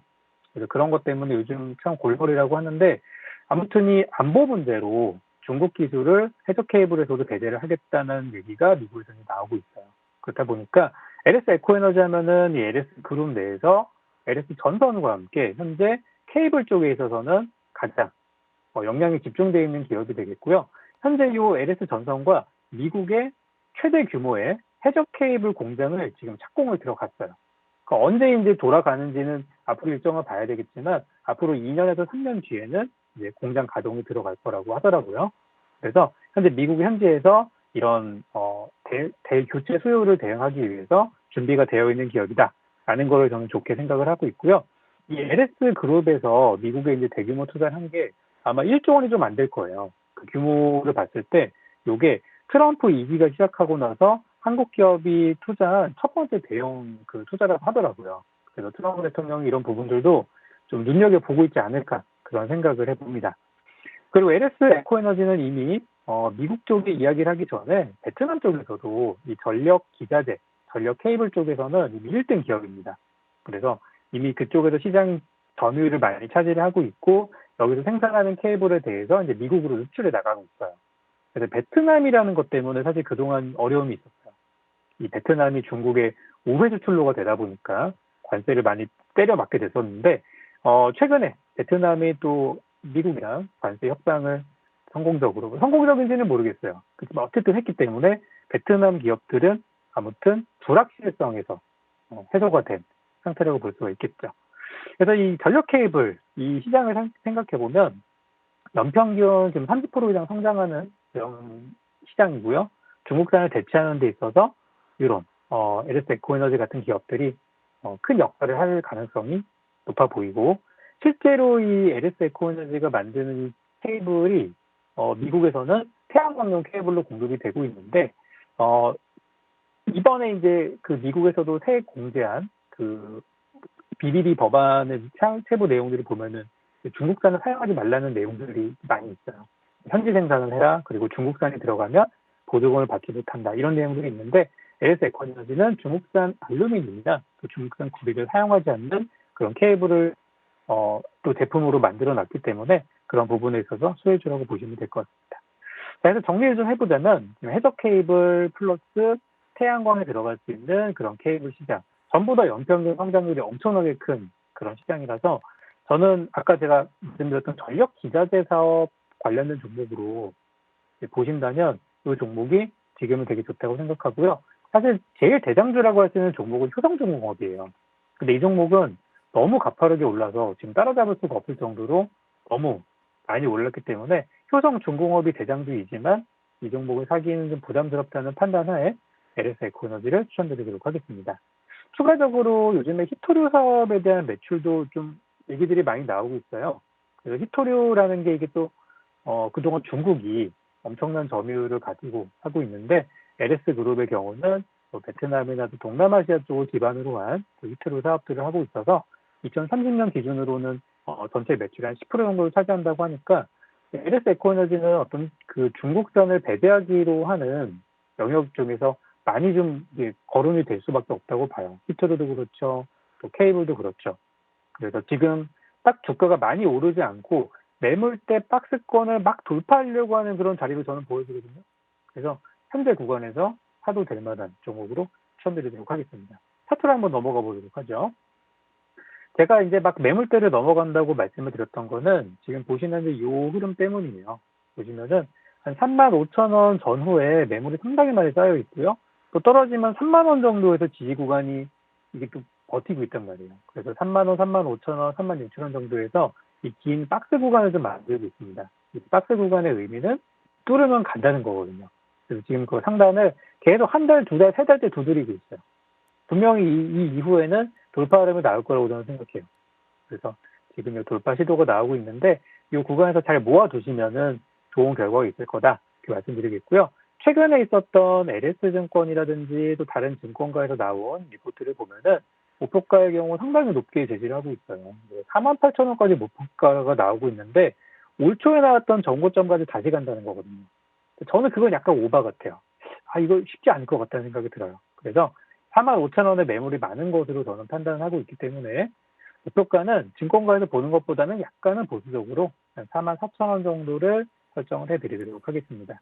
그리고 손절가의 경우는 3만 원이 깨지면 좋지 않아서 지난 시간에 제가 29,000원 제시드렸었는데 손절가는 조금 올릴게요. 오늘 제가 원고 드렸던 것보다는 약간 상향을 시켜서 손절가의 경우는 31,000원으로 이렇게 잡아드리도록 하겠고, 목표가는 44,000원 이렇게 잡으니까 한 구간 대비 위쪽으로 한 25% 정도 수익을 노리고 접근할 만한 종목으로 LS 에코에너지 추천드리도록 하겠습니다. 네, LS 에코에너지 앞으로 해적 케이블 시장이 성장할 걸 기대하면서 봐보셨으면 좋겠고요. 저희 손절가는 31,000원, 그리고 목표가는 43,000원 제시해드리겠습니다. 마지막 공략주로 이어가 보겠습니다. OCI 홀딩스고요. 아마 이 종목 관련해서는 수익 한 차례 챙기신 분들도 있을 것 같습니다. 전문가님, 혹시 그 다음 목표가 나올까요? 네, 지난 시간에 드렸던 내용은 이제 태양광으로 드렸었어요. 그래서 미국에서 태양광 보조금 법안이 통과가 되면서 일시적으로 급등을 했었어요. 그래서 우리 목표가 실현 다 했습니다. 그랬는데 또 가지고 온 이유는 이번에는 반도체 재료가 또 붙어가지고 이거는 태양광도 괜찮고 반도체라는 재료도 요즘 뭐 분위기가 살아나고 있지 않습니까? 미국의 반도체 기업들 주가가 지금 막 다 올라가고 있어요. 최근에 꺾인 것도 있지만. 그래서 한국의 반도체 소재 기업들로 그 중에 하나로 이제는 여러분들이 OCI 홀딩스를 보셔야 될 거다 말씀을 드리고 싶은데, 최근에 나왔던 기사들 살펴보면은 일본의 도쿠야마사와 이 반도체용 폴리실리콘 공장, 합작 공장을 착공한다고 합니다. 3년 뒤에 공장이 가동될 걸로 예상을 하는데요. 이 공장이 말레이시아에 공장을 둔다고 해요.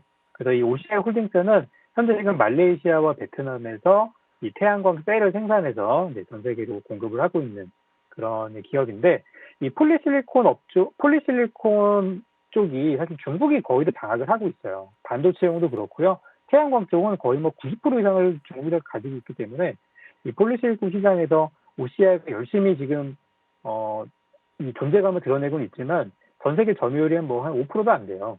그러니까 아쉬움이 있는데, 이 반도체 쪽으로 가게 되면 이제 일반적인 폴리실리콘보다 더 고순도에, 그러니까 더 많은 비용과 더 이제 성능이 좋은 그런 것들이 필요하다 보니 OCI 홀딩스라든지 일본의 도쿠야마 같은 기술력을 갖고 있는 기업이 저는 보게 될 것 같아요. 실제로 일본의 도쿠야마는요, 폴리실리콘 쪽에서 반도체용 고순도 폴리실리콘 쪽에서는 상위권에 이름을 하고 있는 기업이고요. 우리나라 기업과 일본 기업이 반도체 쪽에 대륙을 행복을 한 거는 또 처음 사례라고 합니다. OCI와 도쿠야마 합작 올림픽이 흥미로워 보이는데, 알고 있는 삼성전자, 이런 기업들로 물량이 나게 하는 거거든요. 그래서 원래 이 종목이 가지고 있던 신재생에너지 쪽 재료가 이번에 반도체 소재 쪽의 재료 생각하면 지금까지는 너무나 싸다고 계속 할 것 같아요. 그래서 주가 차트 한번 보면서 전략을 드려볼 텐데요. 지금 이제 미국에서 태양광이나 쪽으로 되게 분위기가 있어요. 핵력의 경우는 트럼프 대통령이 그냥 딱 찍어서 핵력은 좀 안 좋다고 계속 기반이 안 나오더라고요. 그 태양광 관련주로 기본적으로 보시되 태양광에 대한 부분은 이제 토양까지는 이어질 거라고 보고 있어서 태양광 관련주로 보면 괜찮아요. 거기다 추가적으로 이번에 또 때문에 미국 시사에서 생산할 거라는 내용들도 관련 부분을 회피할 수 있는 기업으로 생각이 됩니다. 그리고 LG 엔솔이랑 손잡고 들어간다고 하는데요. ESS는 신재생에너지는 거의 짝꿍입니다. 태양광 발전소가 생기면 바로 옆에 ESS, 에너지 저장공도 요즘 같이 만드는 게 트렌드다 보니까 같이 가는 테마가 되어 있고요. 우리나라 정부에서도 요즘 이런 것들을 많이 얘기를 하고 있어요. 뭐예요? 어떤 믹스, 어떤 균형적인 발전을 많이 추진하고 있기 때문에 요즘 얘기가 좀 조용히 얘기가 안 되면 현 정부의 정책이라서 그런 태양광 관련주로도 굉장히 좋게 보고 있습니다. 그래서 현재 지금 주가는 9만 원대에 좀 넘어가 있는데요. 제가 아마 지지난 시간인가 제가 가져와서 9만 원 밑으로 떨어지면 사세요라는 얘기를 했을 거예요. 그렇죠?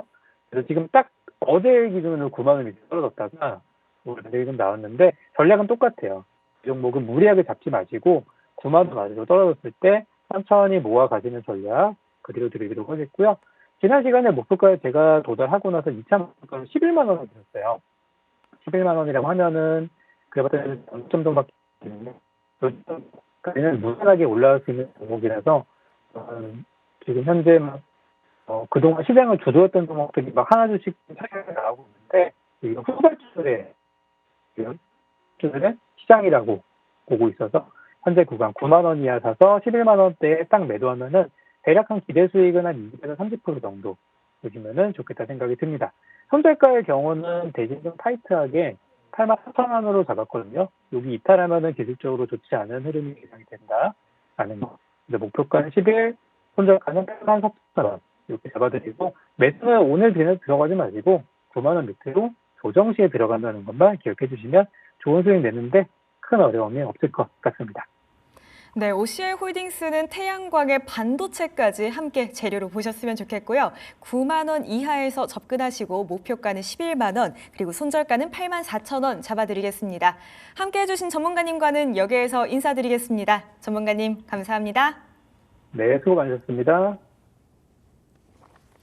끝으로 전문가님과 함께 하실 수 있는 방법도 안내 도와드리겠습니다. 화면 하단에 QR코드 나가고 있습니다. 촬영하시면 정보방으로 연결되는데요. 이 정보방 안에서는 유경훈 전문가님만의 시장을 바라보는 시각, 그리고 종목에 대한 코멘트들 받으실 수 있으니까요. 오셔서 함께 해주시길 부탁드리겠습니다. 지금까지 머니체크였습니다.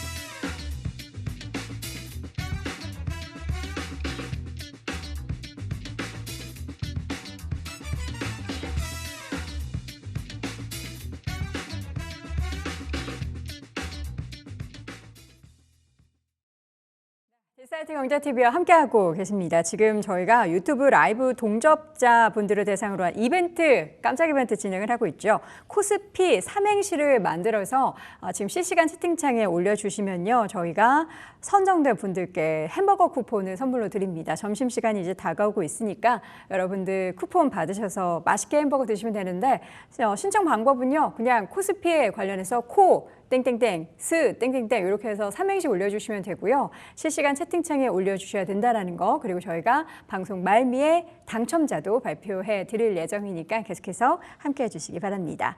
자, 딥다이브 이어가도록 하겠습니다. 자, 오늘은요, 시장에 대한 전략도 확인해보고 금리는 과연 앞으로 행보를 어떻게 이어갈지 그에 따른 전략까지 체크해 보도록 하겠습니다. 메리츠증권 투자전략팀 윤여삼 팀장 함께합니다. 어서 오십시오. 네, 안녕하십니까. 네, 반갑습니다. 네. 하반기 금통위가 열렸던 지난 7월 10일이었죠. 기준금리 우리나라 동결을 했습니다. 워낙에 또 미국 대비해서는 빠르게 내렸기 때문에 아무래도 지금 뭐 가계 부채 문제도 있고 해서 어쩔 수 없는 금리 동결인 것 같은데 어떤 배경이 가장 주요한 원인이었다고 보십니까? 방금 지적하셨지만 미국은 작년에 이제 9월에 빅컷을 하고 예, 그에 추가 두 차례에서 100bp 인하를 했는데 작년 우리는 10월부터 인하를 시작해서 미국보다는 폭이 적긴 했지만 작년 그 10월, 11월 연속 50. 그리고 올해 들어와서도 상반기에 미국이 휴직일 때 저희는 2월, 5월 두 차례에 걸쳐서 50을 낮췄습니다. 그래서 뭐 계엄이 한참 예민할 때 1월 달, 4월 달에도 경기 여건들 분위기 안 좋을 때 그때도 인하할 수 있지 않느냐 논란이 있긴 했지만 어느 정도 큰 틀에서 악화되는 경기들은 바닥을 좀 잡을 것이다 얘기가 있긴 했었는데요. 신정부 들어오고 나서 경기는 역시나 재정 정책 쪽으로 포커싱이 맞춰지면서 좀 바닥을 잡았고 방금 지적하셨던 제일 핵심 요즘에 서울 수도권 집값 때문에 난리였죠. 금융 안정 측면에서 가계부채와 부동산을 좀 안정시키겠다는 취지가 이번 7월 당연히 동결했고요. 이후 이제 금통위에서도 추가 인하에 대한 고민들을 좀 쌓아놓는 그런 모습으로 지금 통화 정책이 조금 보수적으로 변했다. 그렇게 보시면 될 것 같습니다. 네. 어쨌든 이제 추가적으로 금리 인하가 언제 단행되는지도 관건이 될 텐데 8월에 인하할 것이다라는 가능성에 무게가 조금 실리기도 했지만 이 부분도 요새 또 집값 상승이 물론 일시적으로 중단이 됐고 매물이 없는 그런 상황, 뭐 수요와 공급마저도 지금 얼어붙어 있는 상황이라서 어떻게 될지 잘 모르겠는데 10월 얘기도 나오고 뭐 8월 얘기도 나오는데 우리 팀장님은 어느 정도 시기에 금리 인하가 또다시 단행될 거라고 보십니까? 저는 이번 7월 금통위 확인하고도 8월 인하를 좀 높게 예측했었거든요. 그 전부터. 이유는 심플합니다. 왜냐하면 지금 큰 틀에서 올해 뭐 1% 내외 성장이 좋은 성장은 아니지만 경기가 바닥을 잡고 내년까지 좀 개선되는 방향이다. 물론 미국과 이제 8월 달까지 관세 협상에 따라서 경제에 대한 하방 리스크가 존재하긴 하지만 그래도 어느 정도 좀 균형을 잡았다라고 보고 있기 때문에 그래서 지금 추가 금리 인하를 총재가 지금 어려운 경기 여건상 인하 기조에 있고 충분한 인하 같은 걸 강조했기 때문에 한 번은 해줘야 되는데 하는 입장에서 지금 통화정책 금리 인하가 약간 밀린 숙제처럼 돼버렸기 때문에 4분기에 가면 과연 그러면 인하하기가 좀 용이한 정도의 백그라운드 환경이 될 것이냐. 그럴 것이면 8월에 차라리 하는 게 낫다 입장이었는데 아주 심플하게 보시면 될 것 같습니다. 지금 서울 수도권 특히나 서울 아파트 가격이 주간 단위로 지난 6월 마지막 주까지 0.4%, 주간이 0.4면 연으로는 51을 곱해 보시면 한 20%, 한 30%에 가까운 속도로 오르는 거였기 때문에 통화 정책에 대한 긴장을 높였는데 그게 최근에 0.3대로 떨어졌는데 작년에도 7월, 8월 뭐 3분기 부동산 가격이 작년에도 예민하게 움직였잖아요. 그때 통화 정책이 10월 달 금리 인하를 들어가서 안정 범위 들어갈 때 최소한 주간 0.2 이하 정도로는 떨어져 줘야 된다. 8월 달까지 그 조건을 달성하지 못하면 저조차도 8월 인하가 좀 쉽지 않은 4분기에 가서나 이 어려운 경기 여건에 겨우 한 차례 맞춰주는 이제 한은의 통화 정책은 불과 5월 금통일까지만 해도 올해 2차례 2%까지는 기준금리가 갈 수 있다라는 기대들이 많았지만 이제 한 발 남았는데 그 한 발조차도 굉장히 아껴 쓸 수 있는 환경으로 몰리고 있다. 이렇게 보시면 될 것 같습니다. 자, 지금 금리 인하가 된다라고 해서 과연 어떤 여건이 달라지게 될지도 잘 모르겠습니다. 왜냐하면 실질적으로 한국은행은 기준금리를 인하했지만 시중은행에 갔을 때 대출을 받았을 때는 전혀 변화가 없기 때문에 오히려 금리는 더 올라가고 있는 상황이라서 네. 우리 가계경제에 한국은행이 기준금리를 내린다고 해서 무엇이 달라지게 될지는 모르겠는데 어쨌든 금리 인하가 된다라고 한다면 이번 올해는 한 차례 혹은 두 차례 어느 몇 회가 지금 예상이 되고 있을까요? 아까 얘기 드렸다시피 올해 5월 금통일 전까지만 해도 0%대 성장. 네. 우리가 0%대 성장은 외환위기나 카드버블 사태 때, 그다음에 금융위기, 그리고 팬데믹 이 네 차례밖에 없었어요. 네. 그러니까 1%를 하회해서 0이나 마이너스 그 두 번밖에 없었는데 이번이 0%대였기 때문에 금리 인하에 대한 기대를 좀 강하게 갖고 왔는데 지금은 경기가 바닥을 치고 오히려 금융 안정에 대한 포커스 그리고 미국의 통화 정책 기대가 후퇴하고 있는 이런 분위기들을 보면 최근에 원달러 환율도 단기 바닥인 1,350원 보고 나서 전일까지 뭐 1,300원대 후반대로 또 은근슬쩍 올라와 있잖아요. 이런 부분들을 놓고 본다면 저는 올해 우리나라 통화 정책은 한 번 인하가 맞다. 그 한 번 인하도 지금 상당 부분 약속한 부분이 있기 때문에 해주는 것이지 경기적인 관점에서는 통화 정책보다는 오히려 지금 추경 중심으로 한 재정 정책에 상당히 포커스가 맞춰지고 있죠. 그래서 한은은 저는 8월에 하고 깔끔하게 끝내는 게 맞다고 생각하지만 부동산 가격이 8월 달까지 좀 잡히지 않으면 시점을 좀 딜레이 시킨다고 해도 통화 정책의 완화 기대를 많이 주기는 어렵다. 네. 예, 그렇게 이해하시면 될 것 같습니다. 지금 한국은행이 기준금리를 계속해서 동결하면서 정부의 대출 규제 효과가 부디 좀 나타나기를 기다리고 있다라는 그런 생각들을 많이들 하실 텐데 실제로 보기에는 어떻게 좀 요 조율이 효과가 있다라고 보십니까? 일단 거래가 완전히 멈췄죠. 그렇죠. 예, 거래가 멈췄는데 거래가 멈추면서도 과거에는 뭐 상당 부분 유동성이 공급될 수 있는 루트가 있다고 하면 가격은 잡지 못했는데 네. 7월 첫째 주 들어와서 아까 0.4대씩 주간에 올라가던 가격이 0.3%로 조금씩 슬로워지기 시작합니다. 그리고 이제 대출이 물량으로 규제가 들어있는 상황이기 때문에 저는 가계대출 역대급으로 지금 강력한 그 유동성 통제 상황이잖아요, 사실은. 네. 오히려 이랬기 때문에 금리를 더 낮출 수 있는 거 아니냐라고 얘기하시는 분들조차 나올 정도니 사실은 이 거시 건전성 대출 규제의 효과가 저는 상당폭 나타날 것이고 그게 3분기 말 4분기쯤에는 확실히 부동산 가격을 잡아줄 것 같은데 문제는 8월 달 한 달은 조금 확인이 필요한 과정이 있지 않을까 그렇게 보고 있습니다. 자꾸만 제가 부동산을 여쭤보게 돼서 죄송한데 이게 뭔가 가계부채를 안정시키기 위한 추가적인 정부가 대책을 마련을 한다면 금융정책으로는 뭐가 나와야 된다고 보십니까? 그러니까 이제 금융 쪽에서 제일 강력한 물량 규제가 들어왔는데 네. 은행들의 이제 지금 위험계수 값들을 조정하는 규율을 좀 강화시켰어요. 그거를 저희들 용어로 RWA라고 하는데요. 그것들 때문에 최근에 은행들이 좀 저신용자들 특히나 연체율이 올라가고 있는 자영업 뭐 이런 데 대출도 상당히 이제 기업 대출로 잡힐 수 있는 부분도 있죠. 중소기업 쪽. 네. 그런 쪽들도 신경을 쓰기 시작하는 모습이 되고 있습니다. 가계부채가 가장 중요하긴 하지만 전체적으로 은행들의 건전성을 안정화시키는 조치들을 조금 계속 끌고 간다고 하면 은행들이 상당 부분 대출 쪽에 대한 부분은 좀 슬로해질 수밖에 없고 근데 사실 금융 쪽 대책은 물량 기준 들어왔고 금리 인하 기대가 이제 통제되는 현 시점에서는 네. 오히려 그리고 은행채 금리가 뭐 많이 오르진 않지만 국채 금리 따라서 최근에 경기가 그래도 더 나빠지지 않고 통화 정책 기대가 막히면서 국채 금리가 5월 달에 바닥 대비 지금 한 0.3% 정도 올라서 한 2% 중반대 가던 10년 금리가 지금 2% 후반대 지금 올라와 있거든요. 그럼 은행의 대출 금리도 그렇게 돼서 조금 이제 기준금리를 올해 한 번을 내는 내려준다는데 그 효과는 별로 없을 겁니다. 네. 이런 효과들이 다 그대로 작동하고 제일 중요한 건 공급 문제겠죠. 제가 좀 관 쪽에 좀 친분 있는 분하고 얘기해 보니까 지금 이 대출 규제가 어떻게 보면 자본주의 사회에서는 좀 강력한 대책인데 언제쯤 풀어줄 수 있는가 얘기를 했더니 내년까지 정부가 또 건설 투자 중심으로 대규모 공급 정책들을 계획하고 있으니까 그 부분에 대한 가이드라인이 확실히 돼야 오히려 지금 이제 대출 규제 완화를 해주는 시점을 보고 있는데 지금은 요것만 잘 잡고 가도 거래가 슬로우해지면서 전주택 시장 충분히 조금 안정화되는 방향이 아니겠느냐 그렇게 보고 있습니다. 네, 확실하게 공급에 대한 정책이 윤곽이 드러나서 이 가이드라인을 국민들에게 제시해 줄 수 있을 때 관련한 규제, 대출 규제를 조금 더 완화하거나 아니면 핀셋으로 조금 네. 더 분산하는 그런 정책들이 나오게 될 것이다. 그 시기에 대해서는 올해 안에는 나오게 되겠는데 구체적으로 언제일지는 우리가 가늠하기는 좀 어렵겠군요. 올해 안에 가이드라인이 나오긴 하겠지만 대출 네. 규제는 적어도 올해 안에는 좀 반년 어렵습니까? 이상은 끌고 가야 된다. 그것 때문에 이제 뭐 여러 논란이 있긴 한데요. 네. 어쨌든 매번 정책이 이제 잡겠다. 뭐 세제 같은 것도 건들면서까지 다주택자들 중심으로 통제를 했는데 제가 방금 그 얘기를 꺼내지 않은 건 그쪽에서 풍선 효과들이 또 많이 유발됐던 경험이 있기 때문에 지금 현재 은행들만 잘 컨트롤해도 네. 실효성이 있을 거다. 그래서 그 시기는 반년 이상은 좀 두고 봐야 되지 않을까 보고 있습니다.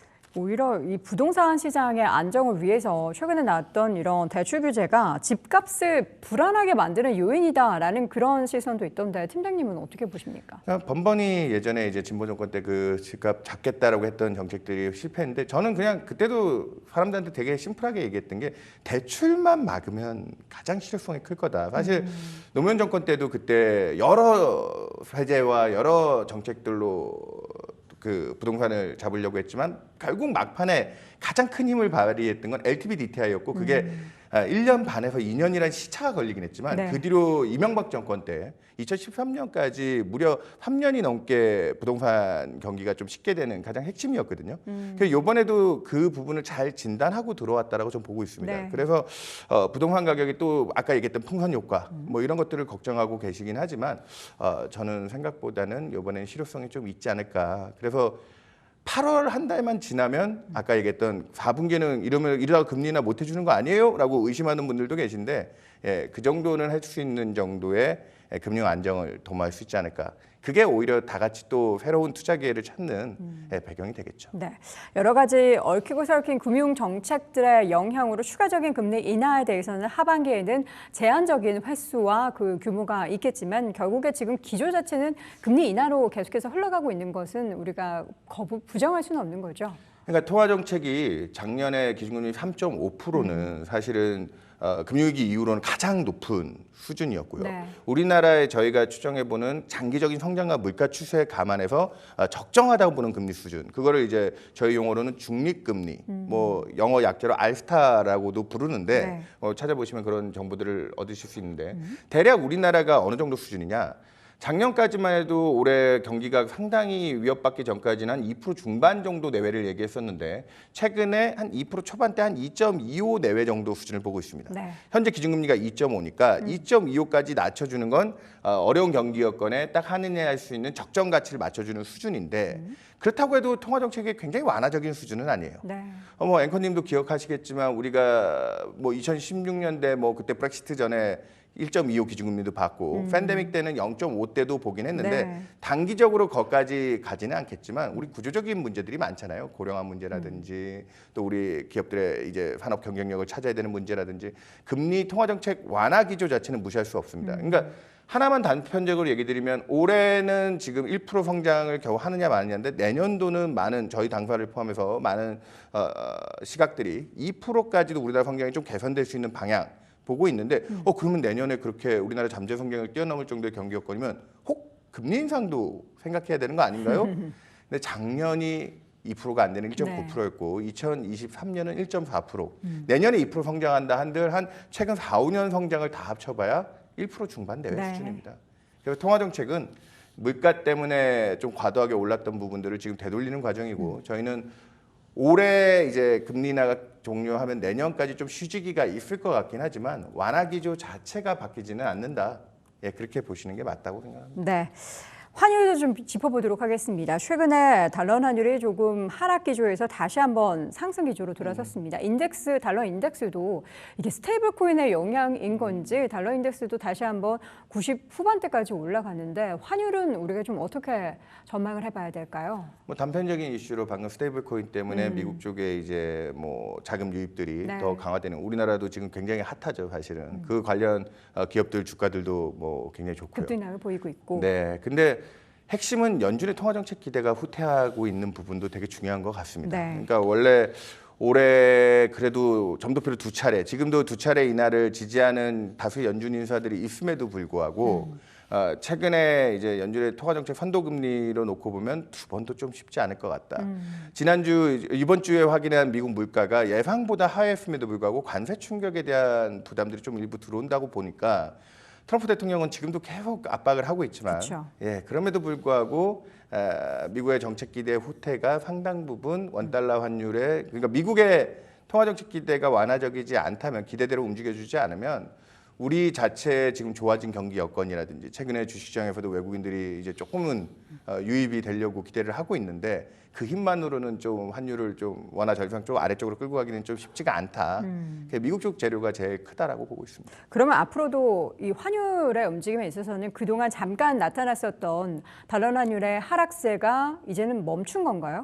그러니까 단기 바닥을 1,350원 정도 보고 있고요. 그때까지는 또 불과 우리 7월 초까지만 해도 이 차기 연준 의장의 욕심이 있어서 그랬는지 모르겠지만 월러 이사라든지 보우먼 같이 트럼프가 지명했던 연준 이사들이 7월 인하 가능성까지도 좀 얘기하면서 연준의 통화 정책 기대를 좀 키웠었거든요.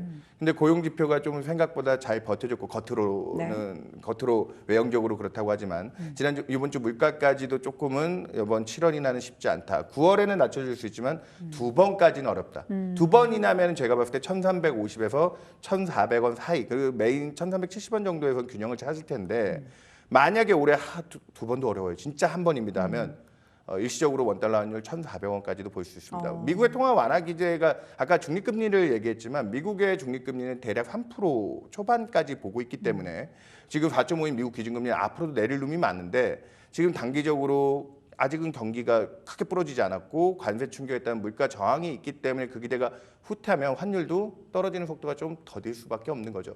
그럼에도 제가 만나고 있는 무슨 외국계 쪽에 이제 외환 쪽 계신 분들 얘기하면 내년까지 미국이 적어도 한 100bp 이상 금리 인하를 해주면 우리 한국은 이제 뭐 앞으로 한 번이라고 하지만 미국이 3% 중반대까지 기준금리가 낮춰진다고 하면 원달러 환율은 1,350원 언더 1,300원 향해서 좀 안정화되는 방향일 것이다.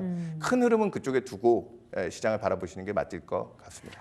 당장에 다시 한번 달러 환율이 1,300원 중반대까지 떨어지기는 어렵지만 금리 인하가 지금 미국에서 가을께 이후에 좀 나타나게 된다면 연말 정도에 가서는 다시 한번 1,300원 중반 아래로도 내려갈 수도 있겠다.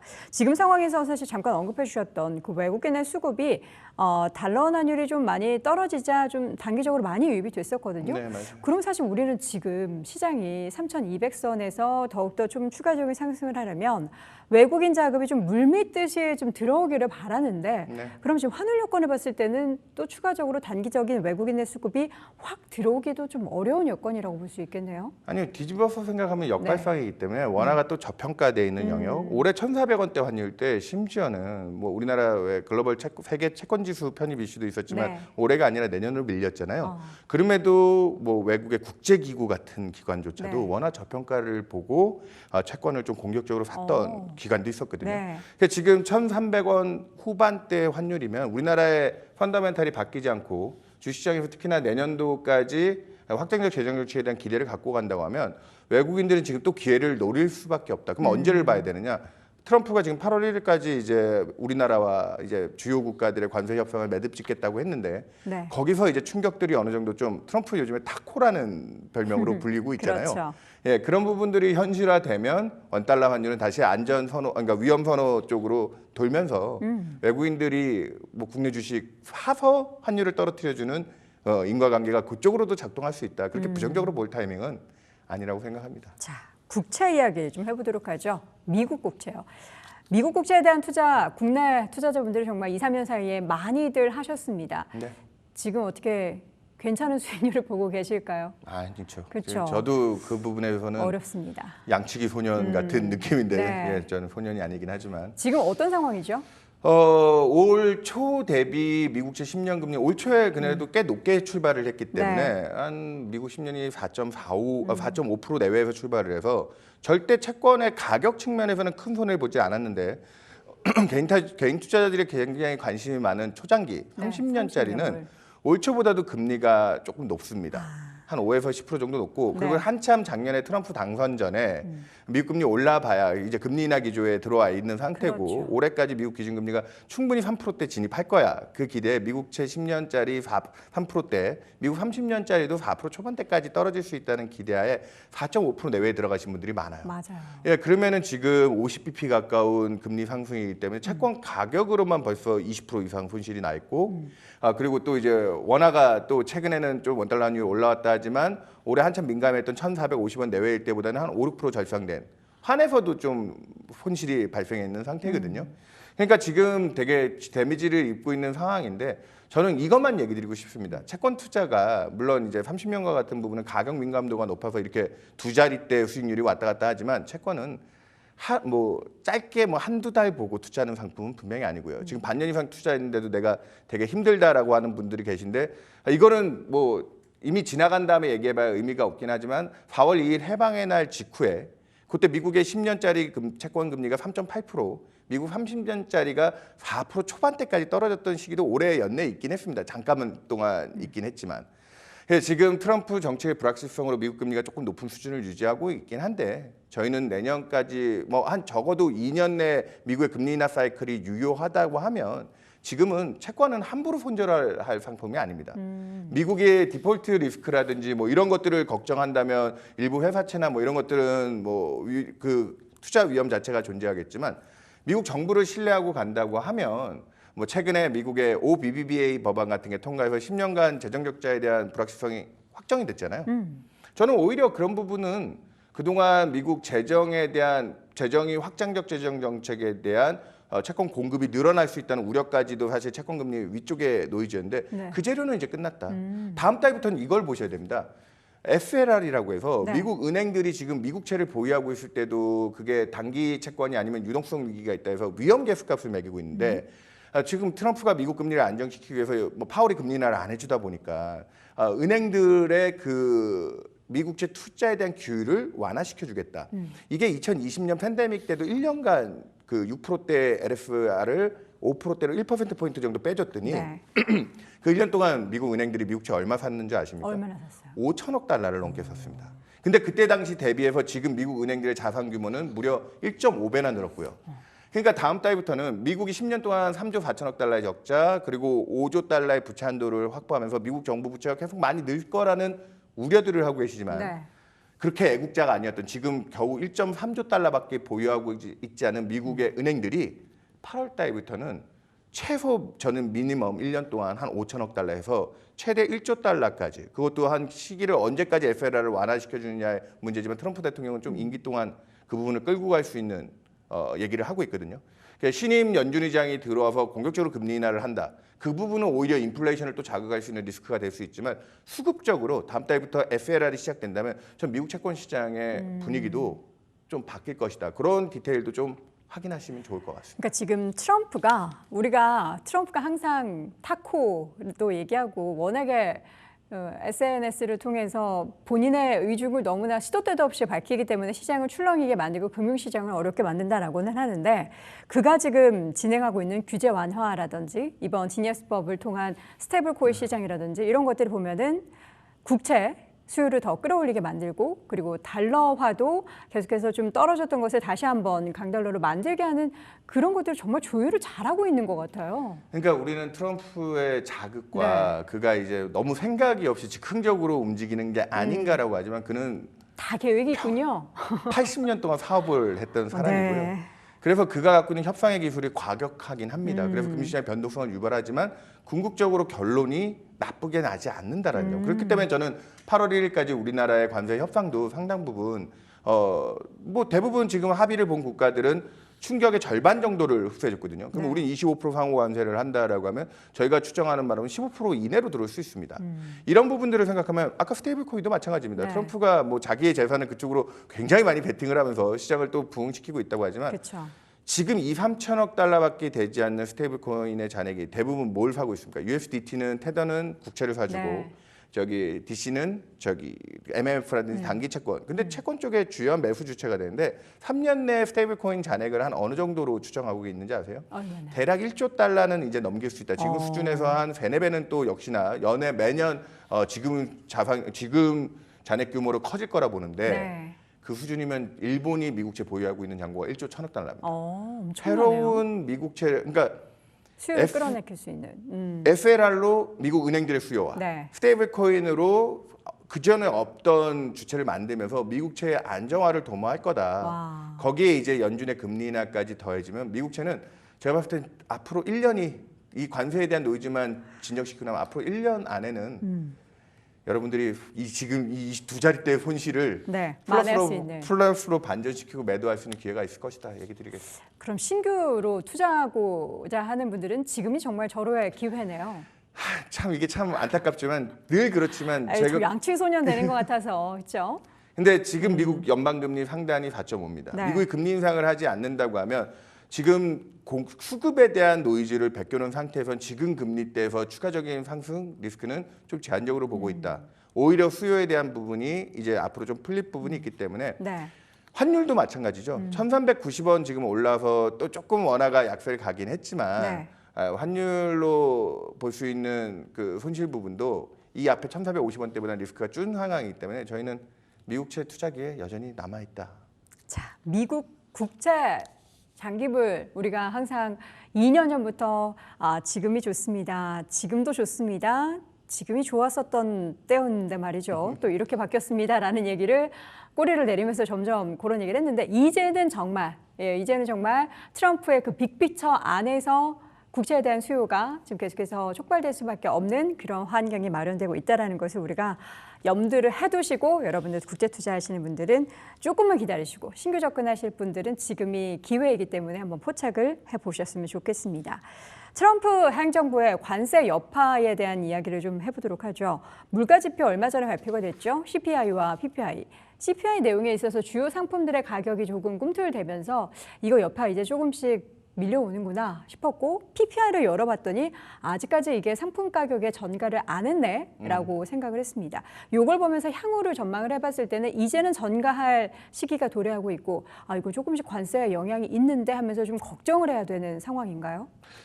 물론 쌓아놓은 재고, 수입을 많이 네. 해서 재고가 쌓였기 때문에 그런 걸로 생산자 물가 쪽으로 좀 더 버틸 수 있는 힘이 있긴 하지만 네.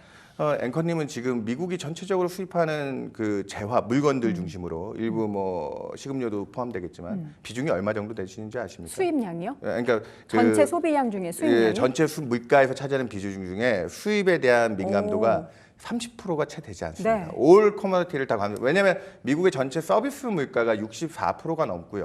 그리고 재화 중에서도 뭐 미국은 곡물이라든지 미국 내에 생산하는 뭐 자동차도 있고 뭐 이런 것도 하면 수입에 대한 민감도가 20%대거든요. 네. 근데 그 20%만 해도 보편감세 10%를 다 두들겨 맞는다만 해도 2%가 넘게 오르는 거 아니냐 하는데 기업들이 일부 지금 벌써 기업들이 우리나라 화장품 업체라든지 뭐 자동차 업체들도 하고 있지만 관세를 부과받는 뭐 운송비라든지 포장비라든지 그래서 원가 효율화들을 통해서 그 충격들을 좀 상당 부분 흡수하는 과정들이 또 있습니다. 뭐 이익도 일부 희생을 해야 되겠지만 네. 예, 그런 충격들을 좀 흡수해내고 있고요. 그리고 최근에 미국 물가 보면서 일부 관세 충격은 앞으로 한 분기 내에 이제 전가되는 부분에서 가장 피크를 볼 것 같긴 한데 미국의 주거비라든지 미국 전체 물가를 차지하는 단일 비중이 제일 큰 게 주거비거든요. 네. 주거비는 팬데믹 이전 수준 이번 달에도 전월 대비 0.2밖에 오르지 않았습니다.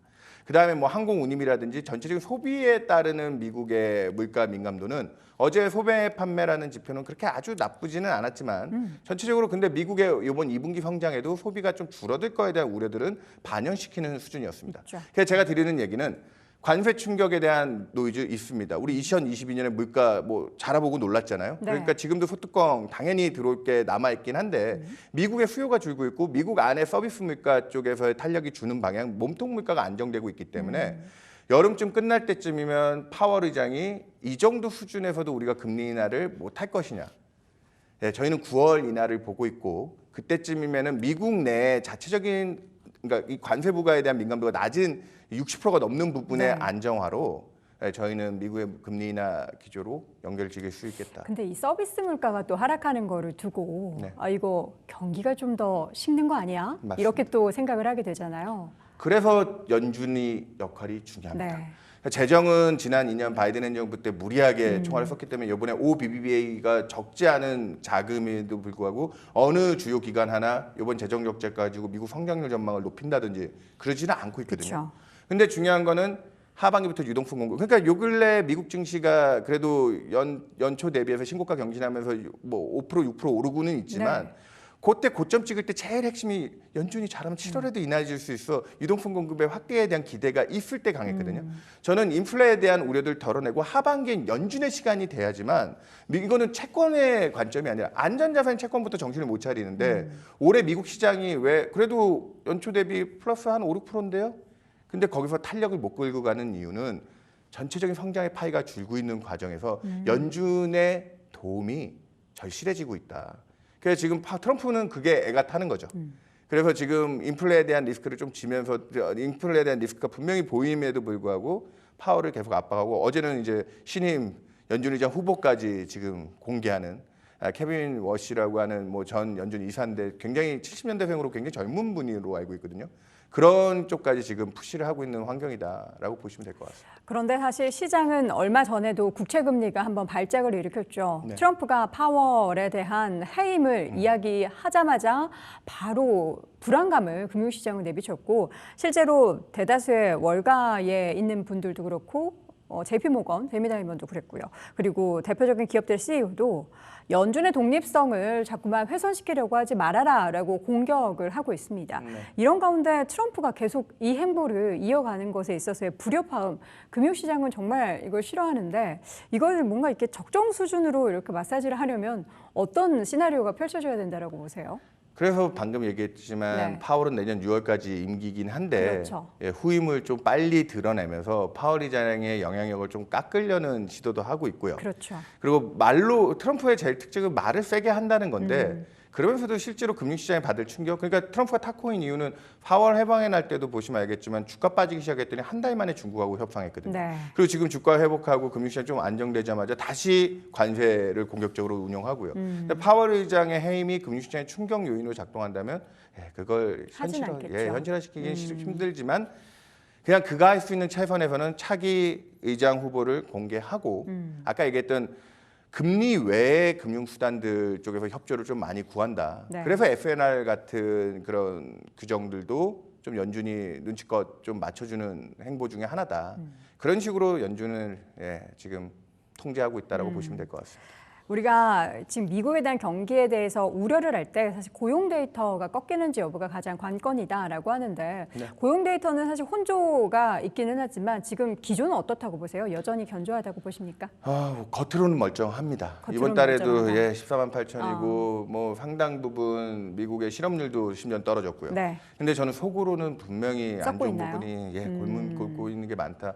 이번 달 고용의 절반이 정부 고용이었고 그리고 또 하나 중요한 행태 중에 하나가 이번에 실업률이 떨어진 게 실업자가 줄어서가 아니라 아예 일할 의욕까지 상실한 그러니까 경제활동 참여율이라는 노동인구 자체가 급감한 영향도 상당히 컸거든요. 그 이유 중에 하나가 지금 미국의 LA에서 폭동도 일어났지만 불법 이민자 추방도 좀 아주 중요한 이슈가 되고 있죠. 그래서 지금 미국의 주요 지표 중에 ISM 서비스업 지수라고 하는 미국의 80%가 넘는 서비스업 환경이 공급망 충격이 있었던 22년 이후 또 바닥 수준, 딱 기준선 수준까지 떨어져 있거든요. 그러니까 서비스 업종에서는 이미 경기 사이클이 한 바퀴 돌았고 거기서 사람들은 그동안 이민자들로 저임금 노동자를 잘 채용했는데 그쪽에서 일자리가 비기 시작한다. 그래서 미국의 요 근래 이제 어제도 실업수당 청구 건수가 예상보다는 좀 낮게 나오면서 미국 고용지표 여전히 양호한데요 했는데 중요한 거는 신규로 신청하는 사람들보다는 그런 이민자들 계속 신청하는 사람들은 지난해 빅컷을 할 때보다도 더 늘고 있습니다. 지난해 빅컷을 했던 이유가 뭡니까? 8월 달에 7월 고용지표 실업률 4.3 예상보다 오르면서 뭐 샤메 법칙 그래서 이 미국 고용이 흔들린다고 하면서 7월 FOMC까지 금리 인하 시그널을 전혀 주지 않았던 파월 의장이 9월 FOMC 전에 8월 말에 있던 뭐 잭슨홀 컨퍼런스에서 금리나 뭐 가능성들 다 내비치면서 통화 정책이 강하게 완화 쪽으로 돌았죠. 네. 저는 그럴 수 있는 리스크가 지금 미국 쪽에 작년보다도 떡밥은 훨씬 많다. 트럼프 정책의 불확실성 때문에 기업들이 투자 지표들도 최근에 별로 많이 좋지가 않거든요. 네. 뭐 우리나라도 지금 미국에 짓던 공장들 계속 마저 지어야 되나 말아야 되나 고민하고 있잖아요. 그렇죠. 그래서 고용 지표도 올해 3분기 말쯤 가면 저는 상당 부분 이런 자극들이 현실화된다. 그래서 안전자산인 채권 쪽에서 먼저 정신을 차리고 연준이 금리 인하를 해줘야 올해 미국 주식시장이 대려 2, 3년 전 우리나라 같은 종목 시장이 돼버렸죠. 네. 잘 나가는 주도들 빼고는 나머지들 뭐 자동차나 이런 거 보시면 쩌리 업종들 그런 것들이 막 발목을 잡고 있어서 미국 지수가 그렇게 의미 있게 작년과 재작년에 20% 넘게 올랐는데요. 올해는 그러지 못하고 있는 이유가 연준의 도움이 필요하다. 네. 연준이 조금 도와주셔야 되는데요. 그 왜 미시리 대사가 있죠. 네. 하늘에서 살짝 도움이 필요합니다. 이런 것처럼 이제 트럼프도 연준의 도움이 필요한데 연준 입장에서는 사실 데이터를 보고서 움직여야 하는데 데이터 같은 경우에는 이게 오히려 금리 인하를 얘기하기보다는 인상을 심지어 해야 하는 인플레이션 지표가 우려가 되고 고용이 꺾이는 부분에 있어서도 이게 애매하고 과연 어떤 선택을 연준이 하게 될지 하반기에 금리 부분에 있어서는 계속 그 귀추를 한번 주목을 해보시면 좋겠습니다. 결국 금리 인하는 있을 것 같기는 한데 그게 언제냐도 중요하죠? 아니면 그 폭이 중요합니까? 뭐가 제일 중요하죠? 저는 파월의 의지가 중요하다고 봅니다. 파월의 의지요? 왜냐하면 제일 어렵네요. 그러니까 파월이 지금 굉장히 말을 네. 안 듣는다 하지만 2023년 10월 달에 그때 미국채 10년 금리가 지금 30년이 5%라고 난리잖아요. 네. 미국채 10년이 5%를 넘었었습니다. 장중에. 그때도 그 금리에 대한 안전성을 위해서 뭐 그때 미국이 막대한 재정 적자를 쓰고 있었기 때문에 바이든 행정부에서 그런 재정에 대한 리스크가 금리를 끌어올리는 원동력이었는데 파월 의장이 그때 뭘 얘기했냐? 실제로 금리 인하는 하지 않았어요.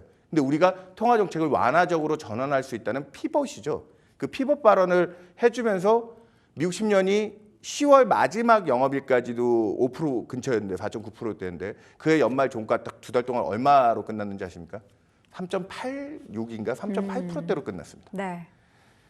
파월이 이제 그 나빠진 경기 지표들 일부 확인하고 작년에도 9월에 빅컷을 했죠. 그런 부분들이 현실화된다고 하면 그래서 조금 나쁜 과정은 지나야 됩니다. 그래서 저는 개인적으로 올해 국내 시장이 굉장히 지금 분위기가 좋고 주식시장이 네. 미국 시장은 잘 나가는 업종들 중심으로 여전히 투자기에는 남아있다고 보지만 전체 미국의 주가 지수에 배팅하는 미국이 올해는 그렇게 주식에서 아주 좋아 보이는 시장은 아니다. 왜? 연준의 시간이 오기 전에는 좀 안 좋은 모습을 한번 확인하고 가야 되기 때문에 네. 파월의 의지가 중요하다. 얘기 드리겠습니다. 파월 의장의 입, 파월 의장의 생각, 파월 의장의 의중을 파악해보는 하반기 시장이 될 것 같습니다. 자, 미국 시장이 좀 버텨줘야 국내도 같이 좀 으쌰으쌰 할 수 있을 텐데요. 미국도 또 국내도 금리의 부분이 아무래도 하반기에는 굉장한 큰 변동성의 요인이 될 것 같으니까요. 여러분들도 그 추이를 계속해서 확인해 보시기 바랍니다. 자, 지금까지 메리츠증거 투자전략팀 윤여삼 팀장과 함께했습니다. 팀장님 고맙습니다. 네, 감사합니다.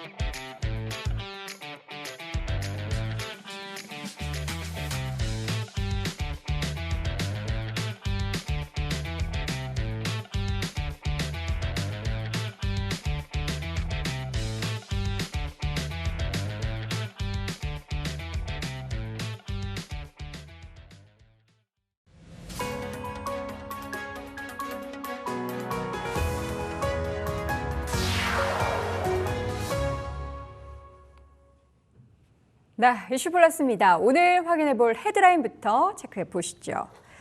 자, 이재용 회장의 무죄가 어제 선고가 됐죠. 반도체 사업에 있어서의 부활 조짐 과연 있을지 잠시 후 확인해 보도록 하겠습니다. LG노텍이 전장통신 스타 사업으로 육성하겠다라는 내용을 발표를 했습니다. 자세한 내용 확인해 보겠고요. 마지막으로 크래프톤이 신작 일정을 미룬 뒷배경 체크해 보도록 하겠습니다. 자, 오늘 보도국의 이태훈 기자 함께합니다. 기자님 어서 오십시오. 네, 반갑습니다. 자, 먼저 어제 선고가 있었습니다. 이재용 회장의 무죄 선고. 드디어 10년 만에 사법 리스크를 훌훌 털어내게 됐는데 삼성전자에서 이제 반도체를 담당하고 있는 DS 조직 상황이 어떻게 좀 변화가 될지가 가장 궁금합니다. 내용부터 짚어볼까요? 네, 우선 대법원이 어제 이제 최종적으로 무죄 판결을 내리면서 시장에서도 DS 사업부가 본격적인 반등에 나설 것이라는 낙관적인 전망들이 나오고 있습니다. 네. 미래 상황을 예단하기는 어려운 상황이지만 증권가에서는 내년 삼성전자의 매출이 3조 3천억 원, 그리고 영업이익이 3,800억 원 수준으로 기록할 것으로 전망하고 있는데요. 이 같은 전망이 부합하게 되면은 삼성전자의 매출은 1년 만에 5.3% 증가하고 영업이익은 같은 기간 무려 36.5% 증가하게 됩니다. 아무래도 최근 메모리 반도체 부분에서 HBM4 코어 다이 원재료인 원C D램 수율이 높아지고 있는 데다가 파운드리 부분에서 엑시노스 2500 시리즈가 플립 7 모델에 전량 탑재되고 있다는 호재가 이어지고 있기 때문으로 풀이가 되고 있습니다. 네, 지금 시장에서도 엄청난 기대를 가지고 있는 것은 물론이고요. 삼성전자 내부 분위기도 밝아지고 있다라는 내용도 전해지고 있는데 어떤 의미에서 이런 소식들이 좀 들려오고 있는 걸까요? 네, 아무래도 그동안 이재용 회장의 무죄 판결을 시장에서도 높은 가능성으로 추측을 해왔기 때문인데요. 네. 아무래도 1심과 2심에서 모두 검찰 측의 주장이 받아들여지지 않는 데다가 대법에서도 이번 그동안의 재판 과정에 사실관계를 검토하는 수준에 초점을 맞춰져 있기 때문입니다. 이렇다 보니 삼성전자 내부에서도 전일 선고 기일을 계기로 그동안 부진했던 부분을 모두 털어내버리자라는 식의 분위기가 조성됐던 것으로 내부 관계자가 말씀을 해주셨는데요. 특히 삼성전자의 실적의 3분의 1 이상을 담당하고 있는 반도체 사업 부분은 미리 수립해놓은 하반기 계획을 실현하기 위해 분주하게 움직이고 있었다고 전했습니다. 반도체 업계 한 관계자에 따르면 삼성전자 DS 사업부는 내부적으로 올해 상반기 엔비디아 퀄 테스트 통과를 목표로 했고 하반기에는 HBM4 양산과 엑시노스 2500 생산, 그리고 파운드리 부분에서는 2나노 공정에서 고객사를 확보하는 것을 계획으로 수립해 놓았다고 전했습니다. 네, 지금 이태훈 기자가 여러 가지 계획들에 대해서 쭉 열거를 해주셨는데 그럼 지금 하반기가 이제 막 접어든 시점에서 이런 내용들이 어느 정도 좀 달성이 됐다라고 보십니까? 네, 삼성전자 계획에 대해서 업계에서는 냉정하게 평가했을 때 아직은 절반에 미치지 못한다라고 평가를 하고 있는데요. 네. 아무래도 이 4가지 계획 중에서 가장 핵심이라고 볼 수 있는 엔비디아 퀄 테스트 통과가 사실상 지연된 것으로 파악되기 때문입니다. 물론 앞서 설명드린 것처럼 반도체 수율 개선 소식과 플립 7에 탑재되는 엑시노스 시리즈의 생산은 분명 긍정적인 측면으로 해석을 할 수 있겠지만 아무래도 반도체 DS 사업부의 실적이 개선되기 위해서는 파운드리 사업부의 실적이 개선되는 게 필수적인 과제인데요. 아직 퀄컴이나 암드와 같은 빅테크 고객사를 확보하지 못한 파운드리 사업부 입장에서는 여전히 수주가 없다는 점에서 삼성전자에게 높은 점수를 매길 수 없다는 게 업계 관계자들의 평가입니다. 네, 그렇다면 남은 하반기 동안에는 이 수주 목표를 달성하는 게 최우선 과제가 될 것 같은데요. 이와 관련해서는 긍정적인 관측들이 다행히도 나오고 있다고요? 네, 이번 이재용 회장이 사법 리스크를 털어내게 되면서 경영 일선에 나설 것으로 추측되기 때문인데요. 네. 아무래도 그동안 이재용 회장의 발목을 잡고 있었던 사법 리스크가 완전히 해소됨에 따라 그만큼 적극적으로 테크 기업들과 만남을 이어가는 등 과감한 행보가 이어질 것으로 점쳐지고 있기 때문입니다. 특히 이러한 행보들은 삼성전자의 신뢰도를 높일 수 있을 만큼 고객사를 확보하는 데도 긍정적으로 작용할 것으로 해석되고 있는데요. 실제 삼성전자 엔지니어 출신인 이종환 상명대 시스템 반도체 공학과 교수도 삼성전자가 지금 처한 상황을 단숨에 바꿔가기는 어렵겠지만 이 회장이 전면에 나서게 된 만큼 점진적으로 개선될 것으로 기대된다고 말씀을 전했습니다. 네. 특히 이재용 회장의 복귀로 해외 고객사들로부터 수주를 훨씬 더 수월하게 받을 것으로 예상된다면서 반도체 사업 실적 개선도 점치고 있었습니다. 네, 삼성전자의 앞으로 특히나 반도체 쪽에 있어서의 행보 주목을 해보도록 하겠습니다. 자, 이어서는 LG이노텍 전장통신 스타 사업으로 육성하겠다라는 방침을 내세웠는데 먼저 LG이노텍이 공개한 디지털 키 서비스가 뭔지부터 좀 짚어볼까요? 네, LG이노텍이 이번에 공개한 차세대 디지털 키 솔루션이라고 하면 쉽게 설명을 하면 스마트폰과 연결된 자동차 키를 생각을 하시면 될 것 같습니다. 현재 삼성 월렛과 연동해 스마트폰으로 자동차 문을 열고 닫거나 시동을 걸 수 있는 상품을 이야기하는데요. LG이노텍은 지난해 운전자의 안전성과 편의성을 대폭 강화한 3세대 디지털 키 솔루션을 개발했고 지금도 그 성능을 높여나가고 있는 중입니다. 구체적인 목표로는 시중에 나와 있는 제품이 자동차 키를 스마트폰으로 단순 대체하는 2세대 제품에 불과했다면 LG이노텍은 여기에 AI 기능과 통신 기능을 더해 3세대 제품으로 구현하고 개발하고 있습니다. LG이노텍의 3세대 제품의 경우에는 상용화 시점이 이르면 2027년 혹은 2028년으로 예정되어 있는 상태입니다. 자, LG이노텍이 3세대라고 지금 명명을 한 만큼 뭔가 관련한 자신감이 좀 내비쳐지는 것 같은데 LG이노텍의 이번 제품만이 가지고 있는 특장점은 뭐라고 생각하십니까? 네, 아무래도 LG이노텍이 소개를 했듯이 AI 기능과 통신 기능이 더해진 게 가장 큰 특징이라고 볼 수가 있는데요. 네. 우선 AI 기능과 관련해서는 LG이노텍이 자체 개발한 고정밀 3D 측이 알고리즘이 적용된 것이 특징입니다. 이를 통해 오차 범위를 대폭 줄인 게 특징인데요.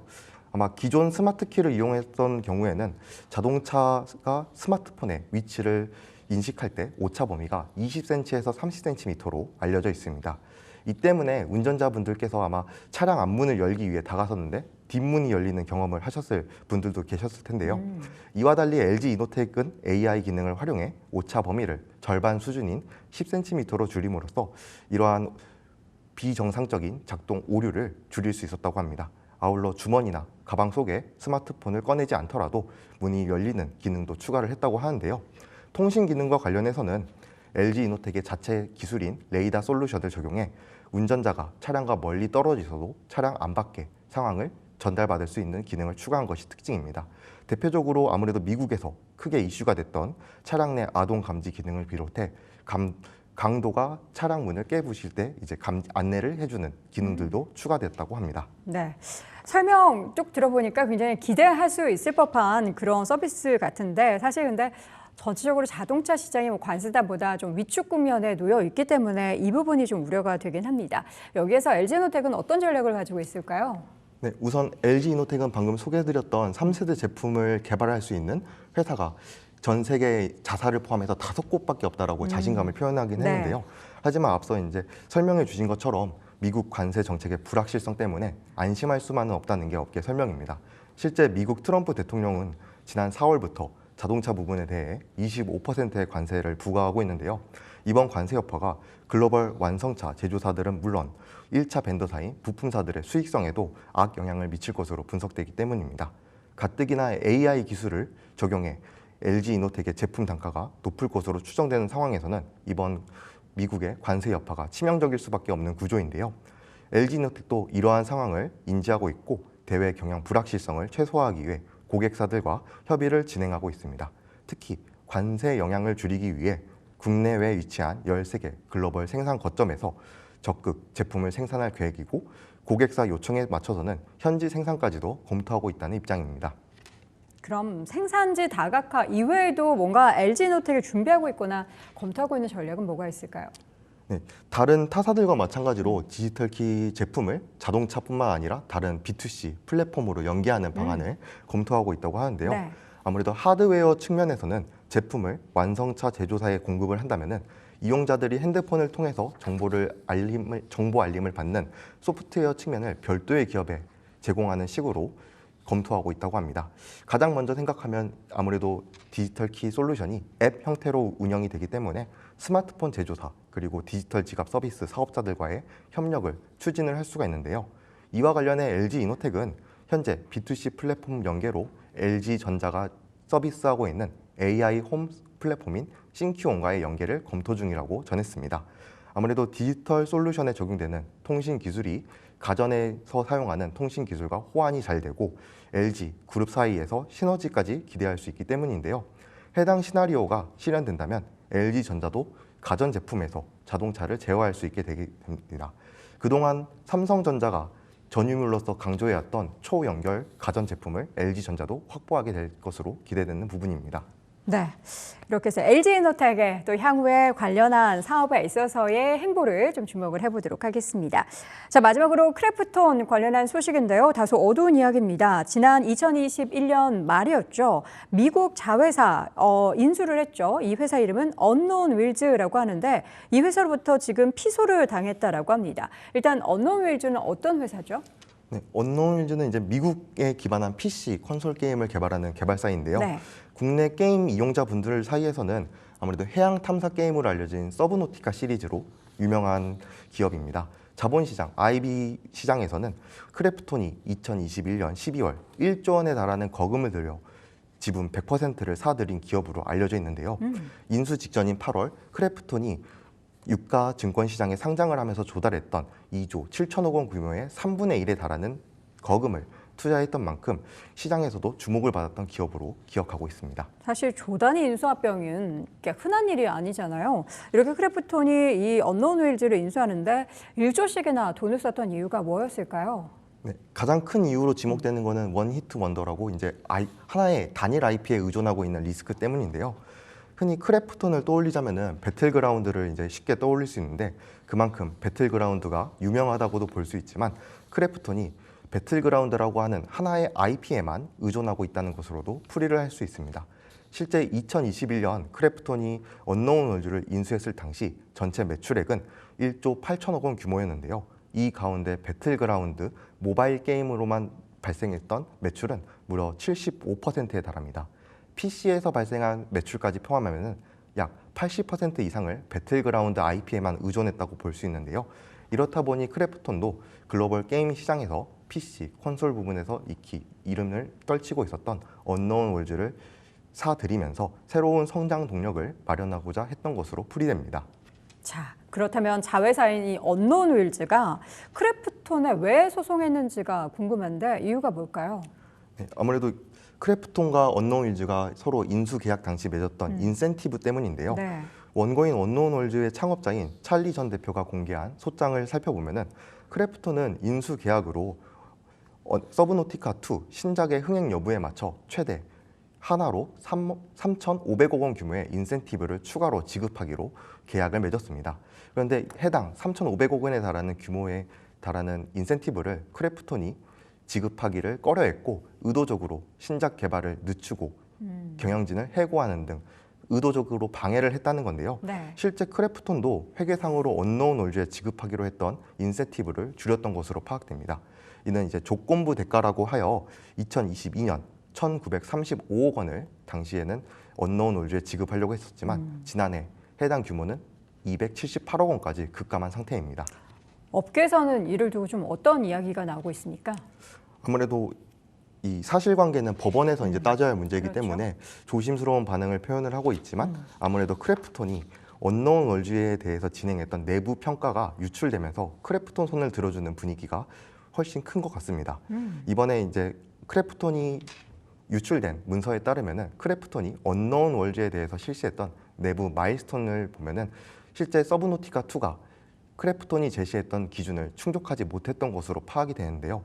하지만 이와 별개로 크래프톤이 내부 관리가 실패한 것이 이번 소송의 실질적인 원인이라는 이야기도 나오고 있습니다. 네. 크래프톤이 IP 다각화를 목적으로 무리하게 인수합병을 추진하고 그 과정에서 피인수합병된 자회사에 대한 사후 관리에 실패했다는 분석입니다. 알겠습니다. 자, 이렇게 해서 마지막 소식 크래프톤 이야기까지 확인해봤습니다. 보도국 이태용 기자 함께했습니다. 고맙습니다.